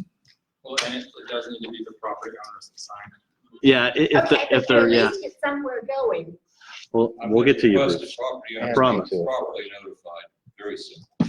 So Notify me, I'll get the word in. so what needs to happen, Get on the board. guys? Okay, so No matter how you feel on this, and I'm not telling you to feel strongly for or against this, I actually can't.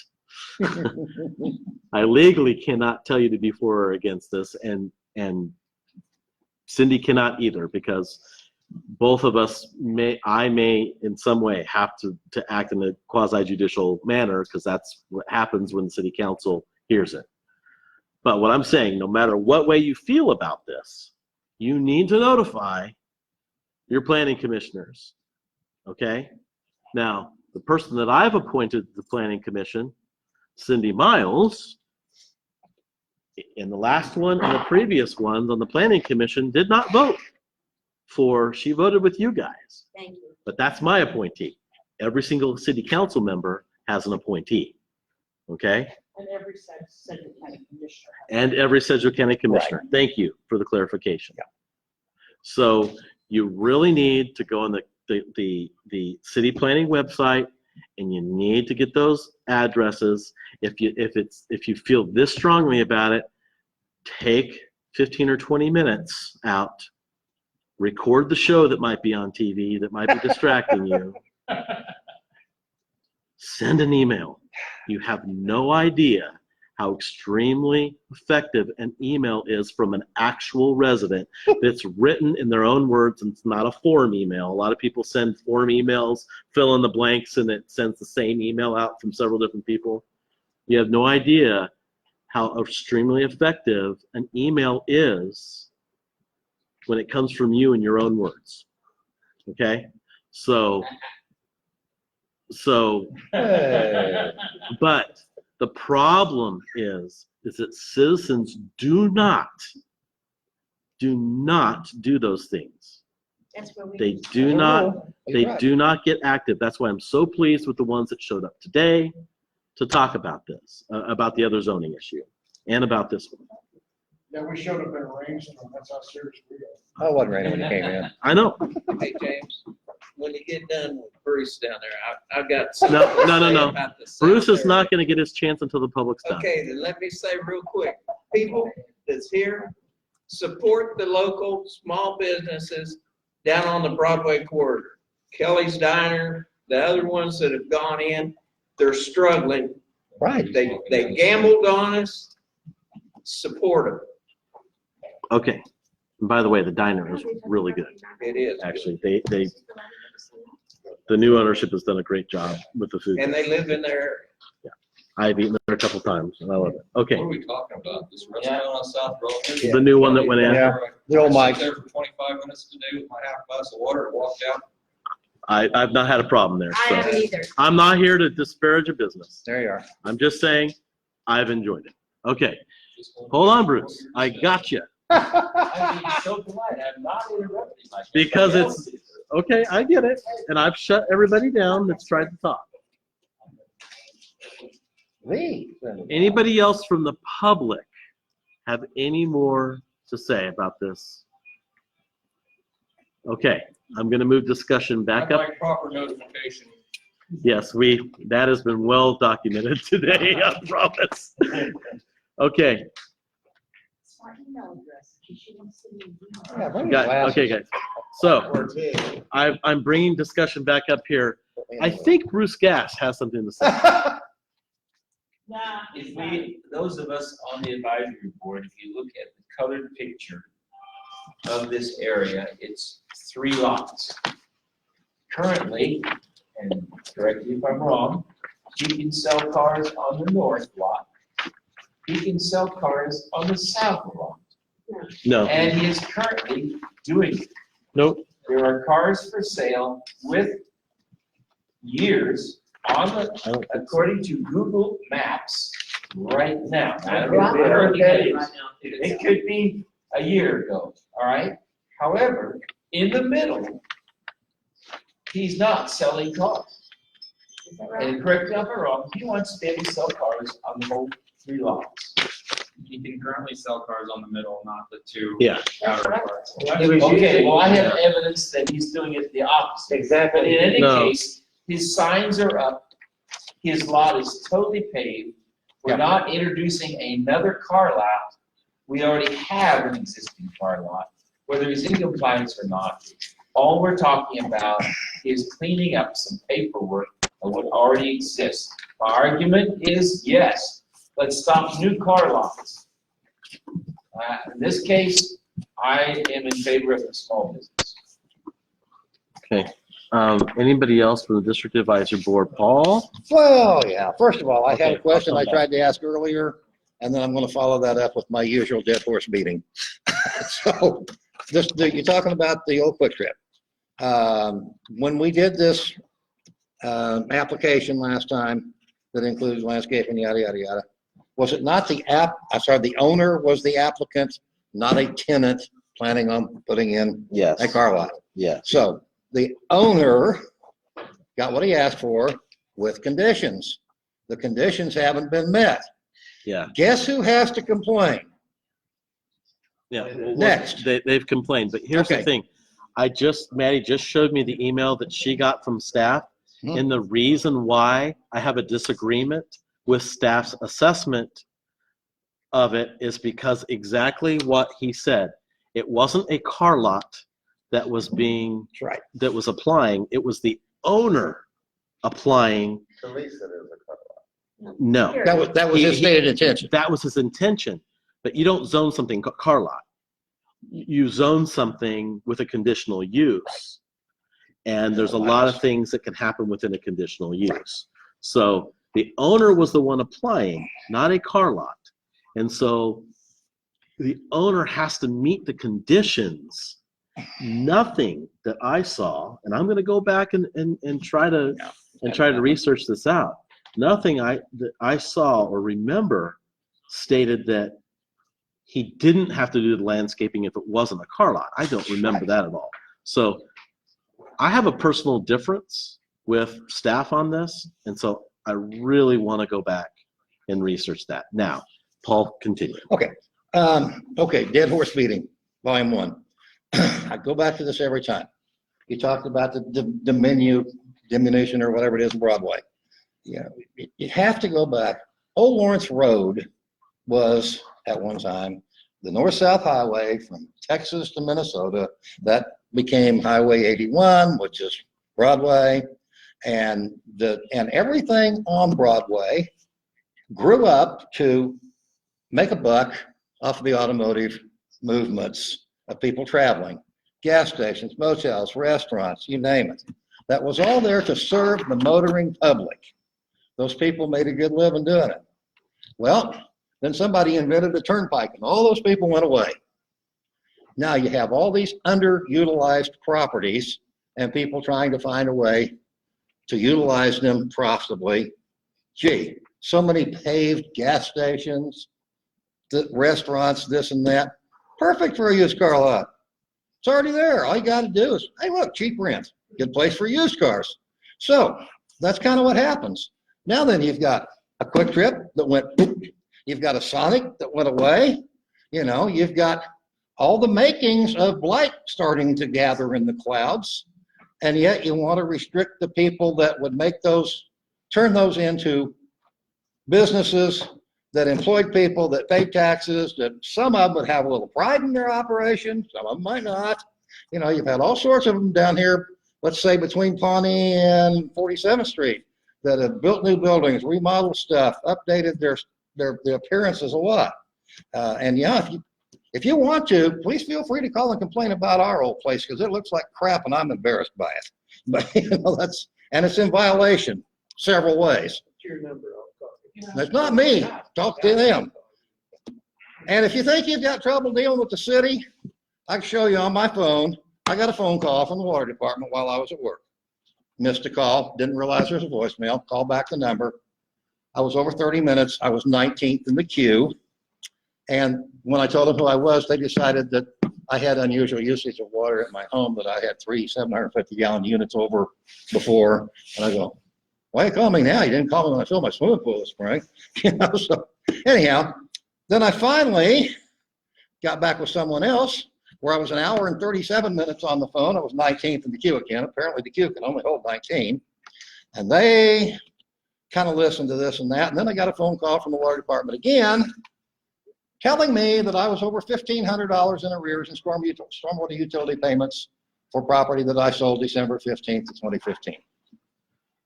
And talk about communication. It's the city water department. They can't check with the county registrar of deeds to see that I sold the stinking place. And so I called the auction company that did the selling. They sent me to their closing agent. The closing agent says, well, we'll fax that to, no, I can't fax. I live in the real world. We've got to get Jermaine. Okay, fine. So anyway, Jermaine, please. So far, as of this point, a week or so later, nothing is resolved. And I'm sick of dealing with the city. Okay, back on the topic at hand. All right, James, I'd like to kind of bring my thoughts on this from everybody's input. I appreciate this. It's like Bruce said, you know, it is an existing business. And what the city or we've gotten approved from the MAPD staff has already approved this getting the proper zoning. And what they did is they placed conditions on this business owner. No temporary display signs are permitted, no use of commercial flag, banners, portable sign, no outside storage of salvage vehicles or parts shall be permitted in association with the use. A revised landscape plan shall be submitted showing a landscape street yard and landscape buffer along the alley, which shall be provided and maintained on the property and approved by the planning director. So now we're bringing this businessman that should have a cleaned up, good looking business operation. We brought him under the control of the planning department. It's also got on here, it has the site plan shall include the current 6-foot wooden stockades type fence, all lighting, including those on the building, the pole fence along the Broadway Avenue frontage, the location and size of the office and garage space within the current building, approved signage and solid screening around the trash receptacle. So what now, you're placing conditions on this business owner to improve and make this a respectful looking property. And so what I see is we've got a car lot, an existing car lot, that now we're taking over this car lot's operation to make sure that it looks good. And it's an improvement to the neighborhood.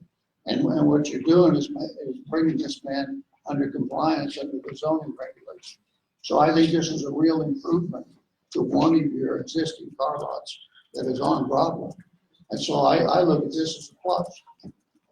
Otherwise, But it's a man that's broken the rules. Okay, hold on. so, Guys. so what I'd like to do is go ahead and make the motion to approve the zoning change, subject to the conditions that were established by the planning board.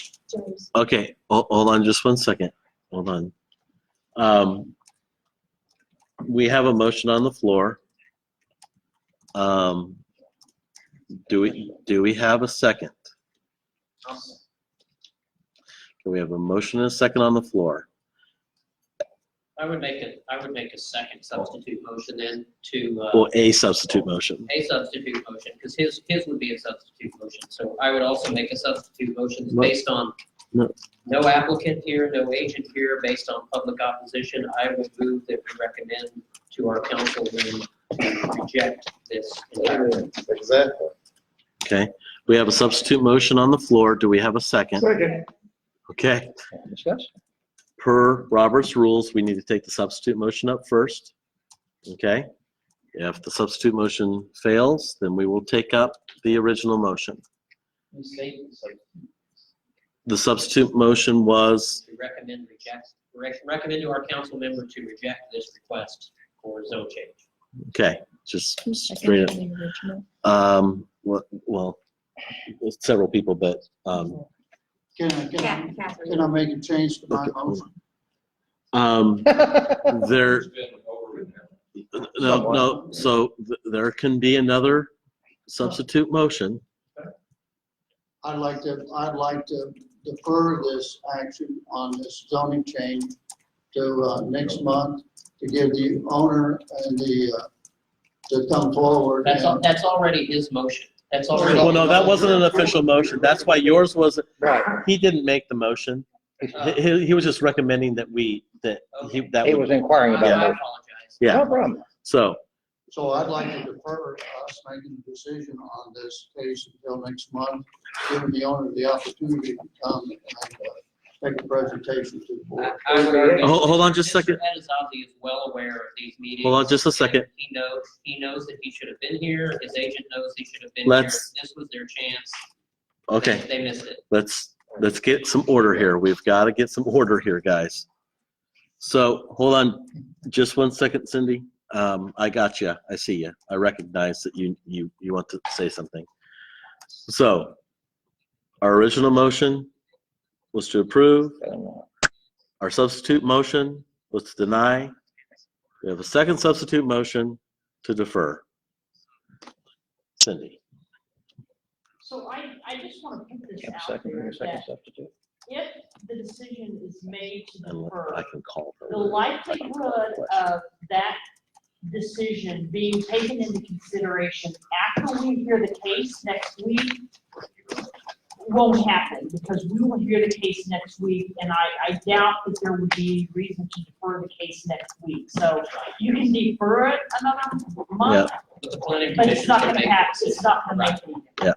And that was my question, is if we defer, does that make them defer? No, it doesn't, so there's no, our deferral is a No. non-event. We just have Okay. less information to go on.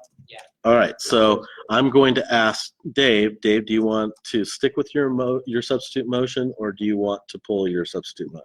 I'll pull my substitute motion and go with my original motion. All right, so Dave's pulling his motion. I'm going to call the question as the chair. We're going to vote on the substitute motion. The substitute motion was seconded. And that was to deny. So, and that was, yeah, thank you. That was to deny. All those in favor of the substitute motion, which a yay vote means denial in this case, a nay vote means approval, okay? Huh?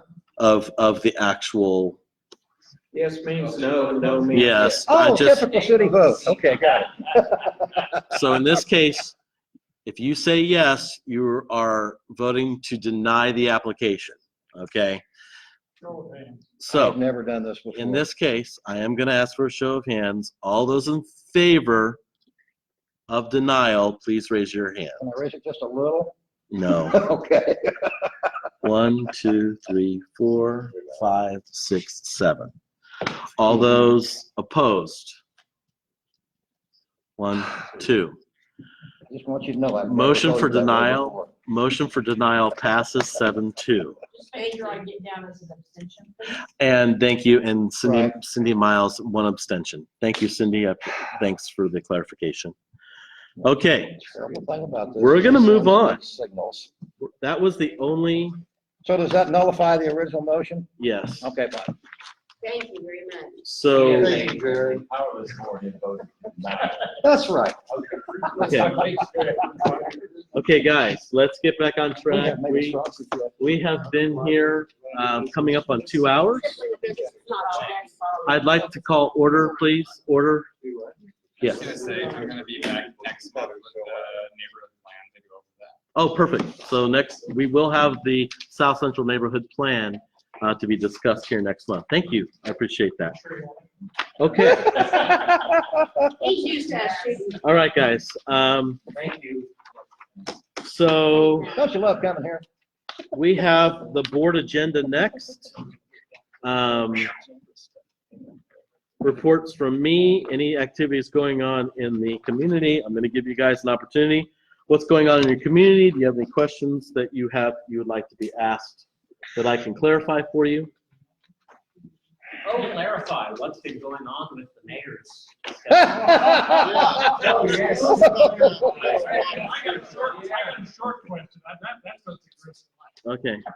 So let's defer that just for the moment. Oh, no, I want answers. Let's defer that for the moment and go with the short question. Yes, sir.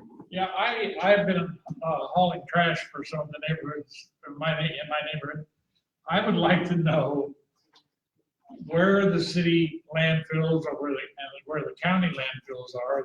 There used to be one at 55th and Southwest, Mhm. it's closed. Yeah. Oh, we have And be sure you know the limits the one to that- each where you can go, because they all have different rules. the one on the transfer station on 55th is closed? Been closed every time I've gone by. Interesting. Okay. And you call them and they don't answer the phone. Now, there's two on Northwest Street with 96th. There's with- three. Well, okay, I can see two on West Street. Well, On I'm the seeing south D side on it. is Waste Connection. Sure.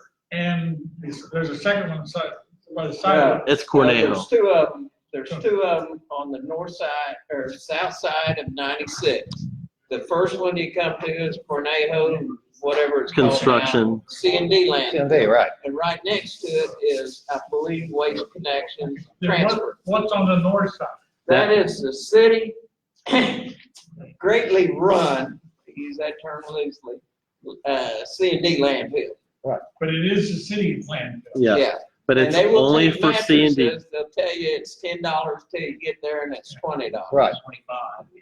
No, it's 25. 20. Okay, whatever. So that's, there's of the three we have, they're all in the northwest corner of the city. Yeah. So your only option is pile the stuff in the street till you have neighborhood cleanup. So the That lady's neighborhood. authority. That's who I need to have. Yeah. Okay, guys. Yeah. Let me explain. The authority that is responsible for waste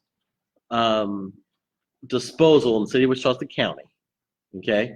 The county makes the decision on where the landfill is going to be for refuse. The old Brooks landfill, which is now a C&D landfill owned by the city, is open just for C&D Then for those that don't know what that means, that's construction and debris. Demolition. I'm sorry, demolition. There's no refuse, debris, or anything like that that can go in the landfill. Cornejo is privately owned for their own operations.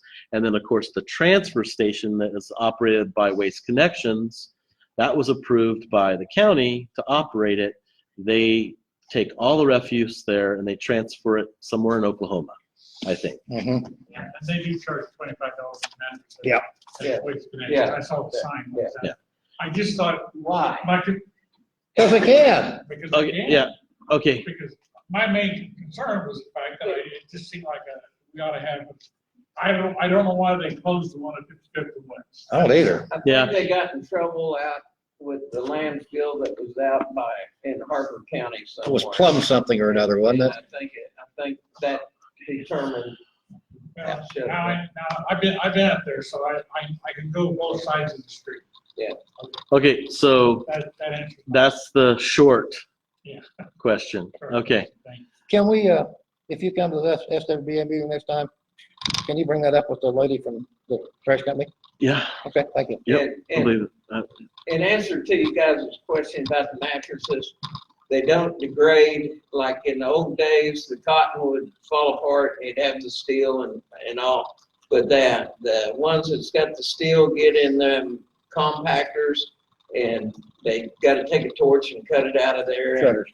And so the city worked a deal with Hutchinson prisoners.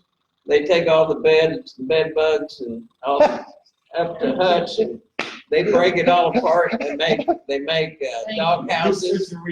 There- They make dog houses and stuff like that. Yeah. Okay, you're welcome. Is any other short questions? Okay. Now, because I know that this is going to be a long answer, and I have any questions, I'm just going to get up and come over here. No pictures, please. Don't forget to put your briefcase by the door so you run out. Which question are you going to address, or whatever on that? That school board president we had, he would leave the meeting. Oh, yeah. He was frustrated, he'd run out. Okay, so, Jared, what's your specific Well, question? I would actually just like to make a statement, kind of maybe a long statement, whatever, but if I've read the Wichita Eagles article, it concerns me greatly. I know quite certainly that this is not the first administration or the first mayor that has had dealings like this. So whether Mayor Longwell is getting the raw deal on that end, maybe or maybe not. The past administrations have deferred business to their friends, or Mayor Longwell is not the first mayor who's done this. Or appeared to have done So, I would like to make an observation that, and I thank you for voting no, and Mr. Brian Fry. Brian Fry, you and Brian Fry voted no against the Wichita Waterworks plan, from what I understand, and I thank you for saying no. But what I disagree with you politely about is, in your public statements, you're basically standing up for the mayor and being complicit in what has happened. And me personally, I don't think that's right. I think the mayor has crossed the line here. I think a lot of people agree, a large amount of people agree that the mayor has crossed the line with this. And I think he deserves to be called out on it, and this is not the way our city should be run. So I believe he's being called out on it. I don't know. Yeah, I think he's being well called out on it. Here's the thing. I'm not complicit about it. I said quite a bit. I had a 30-minute interview. And I totally understand that. With the You get Eagle. one soundbite, I get it, and you know. I'm just saying, I had a 30-minute interview, and there was quite little of what I said in that interview. Right. Surprise! And the first quote in the paper was me saying, okay, so what do you mean by friends, right? Because you say the word friend, it can mean several different things. It could mean an acquaintance, it could mean, so I was asking a clarifying question, and guess what got published? Yeah. Okay, so that was not not what I felt was my official statement on the issue. So I can understand why you would think I was complicit because of that. I want to promise you I'm not. Secondly, the mayor of the city of Wichita, I think there is a misconception. He has no more power or less power than every council member. His vote is one vote. The only, I guess, extra power that he might have is that he's full-time and that he is elected at large by the whole city. But the mayor of Wichita does not have the power unless he convinces other council members, and we're all trying to convince each other of what direction we feel like things need to go. I'm sorry, the mayor of Wichita doesn't have the power to award anybody anything. The city council has the power to award contracts. So I disagree with the narrative that the mayor awarded anything. Okay? I didn't claim that. So, no, I understand. Well, there is that narrative. Okay? And so,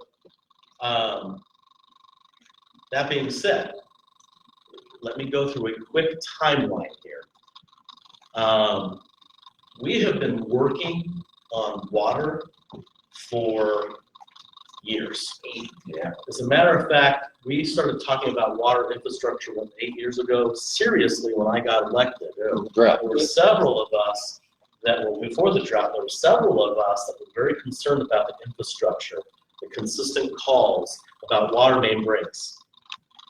Thank you, Dave, for all the calls that you gave me about your street. We knew that so much maintenance had been deferred. Councils should have raised rates way before we got there and started the process of making sure we were taking care of infrastructure. We had to make the hard decision to start doing and raising rates. And every year that I've been on the council, we have raised rates a little bit. Because we have got to raise the money. It doesn't come from taxpayer money, it comes from usage. We've got to raise the money to fix the infrastructure. And I would rather raise rates to do that than to have people calling me because they cannot turn the tap on and get water or take a shower or flush the toilet, okay? We're responsible to make sure that. So we have been working very hard at putting up, and we put a plan together about 7 years ago to start changing. As a matter of fact, we got by the Eagle and by other news outlets, or in semi-news outlets, I should say, we were lambasted for saying that over the next 30 years, we have to spend over $1 billion, right? I don't know why we were lambasted for that. We were trying to fix a problem. That being said, we get to the point to where we've shored up and triaged underneath the streets. Now we're starting to talk about 3 years ago or so, the need to move forward and come up with a water treatment plant. There was an article that came out in the Eagle basically saying our water, we're going to lose water anytime, just recently, right? Oh my gosh, we're going to lose water anytime. Well, I will tell you, just like an old house, the only thing wrong with our plant is it's extremely old, it's old technology, and it needs way too much maintenance, and it's costing too much to operate. Could it fail? Absolutely. It could fail. Anything could fail. The street, there could be a sinkhole like there was out on Hydraulic. Okay? Underneath a perfectly good street. Now it's a speed bump. Okay? Yeah. Can anything fail? Sure, then we go fix it. And we make sure that we continue to have water. When things age, they start to fail more.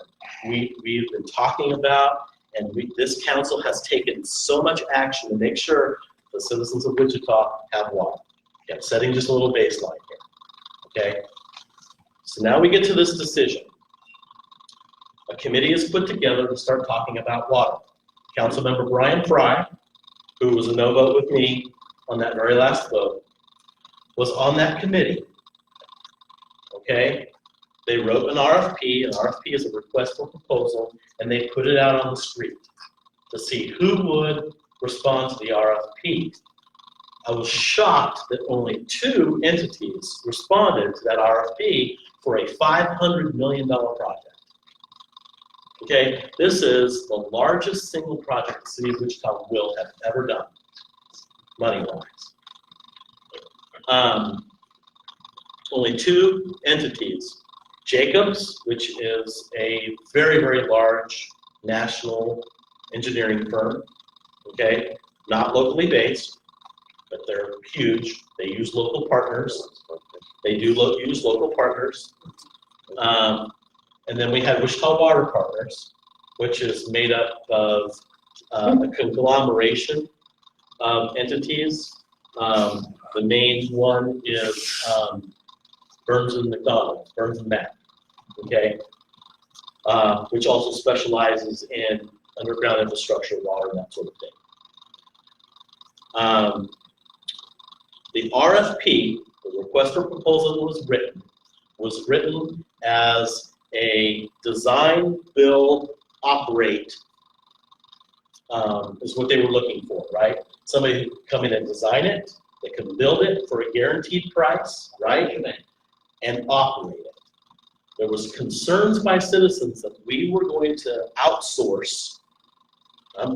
By the way, I'm going through my decision-making process right now. I am not answering for the mayor, okay? I'm telling you my decision-making process here. I did not like that the operate was in the RFP. I think I even talked about that in the district advisory board. Makes no sense.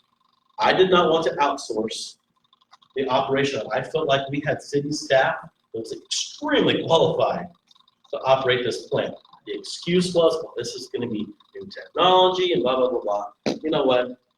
It's not technology that's not already being used elsewhere in the country, okay? I didn't want the operate in there. Many citizens didn't either. They wanted the city to control the water. It's our most precious resource. We need control. So, when it came up to vote, and by the way, I won't say that. I just had concerns about who was actually able to the firms that were actually able to respond to the RFP were extremely limited because that operate was in there. And it really eliminated the competition we could have had. We could have had 3, 4, 5 firms actually bid on that project, some very qualified firms, if the operate was not in there, okay? So I had objection to the operate being in. I voted, so when it came up to vote, I voted no. I voted no. I did not want to reject Jacobs because I didn't feel like that the RFP reflected my policy position for a water department in the city of Wichita.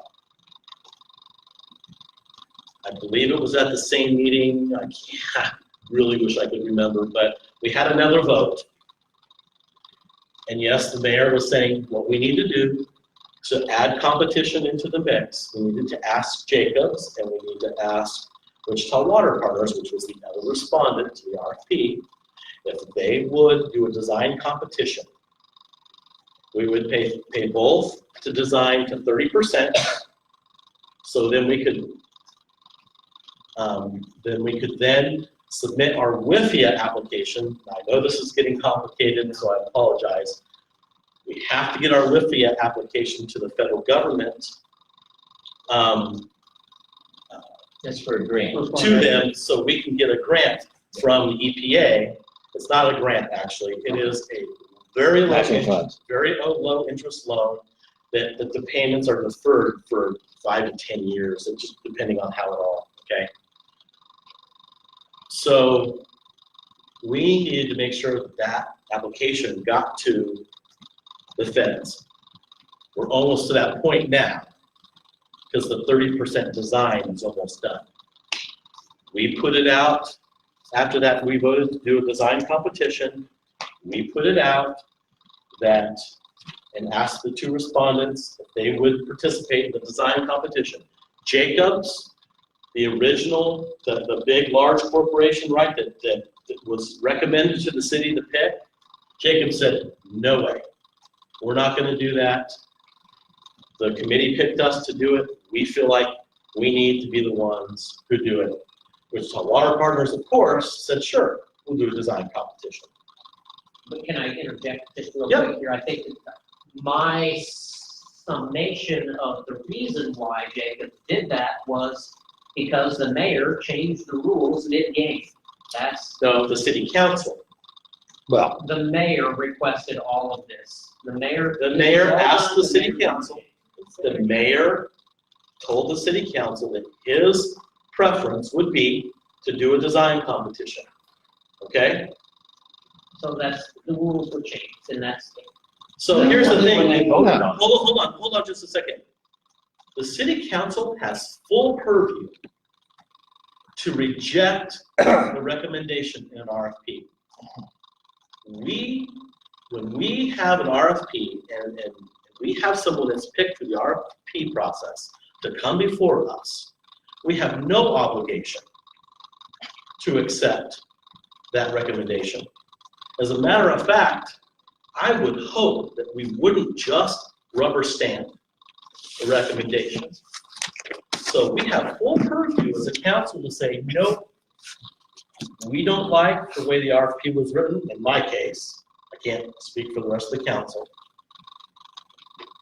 But we have absolute full purview not to rubber stamp what staff gives to us. We have absolute full purview to say, we don't like the way this, we don't like the recommendation, and we want to change things. Okay? Based on what we're getting from staff, the council can make that decision. Now, obviously, Jacobs isn't going to like that because Jacobs absolutely wanted us to rubber stamp what they wanted the work. It's a $500 million project. But several of us had concerns. And so the vote was yes, to go ahead with a design competition. I'm not going to speak to what the mayor's motives were in that. The council, and I was even one of them, and I told you why I was one of them, that voted in a 4-3 vote to do a design competition. Okay? But I've given you the reasonings why. I think I've been very clear why. Now, that being said, after we went out and found out there was only going to be one person to do the design competition, and it came in front of us because Jacob said no way, I voted no to accept Wichita Water Partners. I voted no for Jacob, and I voted no for Wichita Water Partners because the RFP did not reflect still what I wanted to see. At that point, since we only had one person, our whole point at that point was to drive down rates, right? To drive down the costs by having a competition. I felt like we needed to go out and do the RFP in a way that had the O taken out of it and put it back out on the street for everybody, so we could then get true competition on an RFP that was written the way that reflected how I wanted to see it happen. In a 5-2 vote, the council decided to go ahead and go with Wichita Water Partners. Councilmember Fry and I voted no to move forward with Wichita Water Partners. That being said, the other inaccuracy I've been hearing is that we awarded the contract, insinuating the whole contract to Wichita Water Partners. No, we did not. All we awarded was the 30% design. After 30% design is done, it was a $6 million contract. It wasn't the whole $500 and some million contract. After that, it comes before the council. We will then decide as a council, do we want to move, because this is the issue. We just want to get the WIFIA application to the federal government for the deadline. We need 30% design to do that, okay? Doesn't mean we're going with it. Doesn't mean we're going with it. hey, why don't you ask him what that acronym means? So, Which one? WIFI. WIFIA, it is, don't ask me what WIFIA means. Oh, It be is a quiet. it is a federal loan program through the EPA that allows that allows us to defer payments at extremely low interest. Okay. So we didn't have to raise rates double digits. But we're still beholden to the government. That's the end result. Yes. Oh, yeah. Wasn't there something in the Less. paper about the 49%? Well, that's how much did the funding we paid for. So Okay. the big fat contract is still out there, Okay, so. and I just help you understand, okay? Yeah. The big fat contract is still open to the whole world, Yes, yeah, so. and it could be still changed to your liking in the future. I could. All I want to do now that the city council decided to go with Wichita Water Partners for the 30% design, we've got to get the 30% design so we can get our WIFIA application in. Because if we don't get our WIFIA application in and it doesn't get accepted, then we have a real problem with having to raise rates more than we wanted to. So, that being said, once we get that 30% design in, it'll come to the city council, and then we will have to decide at that point if we want to continue with Wichita Water Partners, or if we want to put another RFP out for the rest of the design, the next 70% of the design and the building of it. So there's a lot of stuff that was not said in the Eagle article. There's a lot of history that was not, 5,000 words. 3 pages, that's more than paper usually Okay, is. so now, By the Eagle. And I don't think anybody, I'm certainly not faulting you for, I don't want you to feel like I am faulting the mayor for what has happened here. I think the mayor, golf trips, the emails, the dinners, those are way beyond ethics. so I'm gonna take real quick, 5 minutes. The non-disclosure of the payments, those are all way beyond. And then he voted. So my daughters have been waiting since 8:30 to be picked up at church. So I'm going to say this as quickly as I possibly can. And I apologize for rushing us, but I'm not going to answer for the mayor going and golfing in a charity golf tournament and somebody else offering to pay for it. I'm not going to discuss the mayor going out to dinner with somebody or two, and he's gonna have to answer that. He has put a statement out, whether you like that or not. I will tell you this, as a council member, I am not doing my job if I am not building relationships in the community. Whether that be with contractors, whether that be with engineers, whether that be citizens, okay? I have a monthly meeting with a group of professional engineers. Right. That are it's like 4, 5, 6 of the engineering firms in town. Why do I meet with them? By the way, we all buy our own coffees. Right. But why do I meet with them? Because I want to know when they're trying to do business with the city of Wichita, what are we doing to get in the way?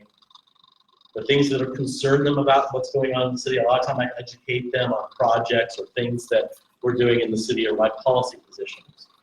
But I would say that I've become probably friends with 1 or 2 of those professional engineers because we talk all the time for 8 years. Well, I think now for 5 years I've been having Do this they buy talk. your dinners and do they pay for your No. $1,000 golfing for You know what? So, No, that's the difference, I think. so do people take me out to lunch? Absolutely. I took you out to lunch. You did. You did take me out. You may not be qualified to be on this committee. Have I taken other people out to lunch? Absolutely. Yeah, he's taking me out. They go on record, I ain't never done him a favor. The point is that, Lower line, and when you have such a small city, Yep. and when you're trying to build relationships, and you're trying to, and again, this is with citizens, this is with professional engineers, this is with anybody. When you're trying to build relationships, Everybody's heard about 6 degrees of separation, right? In this city, it's about 2 degrees of separation. Everybody knows everything. That's right. It's also about perception. But it didn't know you. You're right. And I'm not going to get into that. What I'm trying to say is, I personally meet, Perception at all costs. I personally meet with countless people. I have lunch with citizens. I have lunch with some of you guys. I have lunch with developers. I have lunch with professional engineers. You eat a lot of Well, can't you tell? Shut that one down. But that's when people have time during their day. That's when people have time during their Right. busy days. I know you gotta go, Francis. Yeah. It's not so much the fact that, the mayor had a little problem with the baseball stadium. Little problem? Selling land for $1. It's Okay, just, so- it's the perception of it. So, okay. It just makes you wonder, because we all know you can't talk about everything publicly because prices go up, land you're interested in, land. But it just seems like this is over the limit. As I said on Facebook, it kind of brings back the days of Walt Keeler. And what was the other one? So guys, I'm gonna tell you this real quick. The, Tuesday night. no, here's the thing. It's not up for me. I don't know what was discussed at those meetings. Actually, I don't play golf, but I happen to know other council members. Sure. And we get involved, we get invited to charitable events all the time. So let's leave the mayor out of it. There are so many people. Let's take WSU, for example. We get tickets to WSU games, basketball games, as council members, because they want us there supporting the shoppers. Otherwise, we get invited to things and we're asked to pay. We can't afford it. I make $40,000 a year, part-time. I have 5 people in my family. Okay. But what I'm saying is, we will have to make a decision. WSU. We're gonna have to make a decision. Are we going to continue to support those agencies that want to comp our tickets to sit at their events, those charitable organizations? Do we want to support those organizations? Believe me, there are a lot of them. Do we want to go support our local universities? Do we want to do that because we're asked to go? All of those things have value. If the citizens say no, if the citizens say, you know what, it's not acceptable that you're going to an organization, nonprofit's dinner and getting comped that ticket, which has value, then we'll probably need to stop.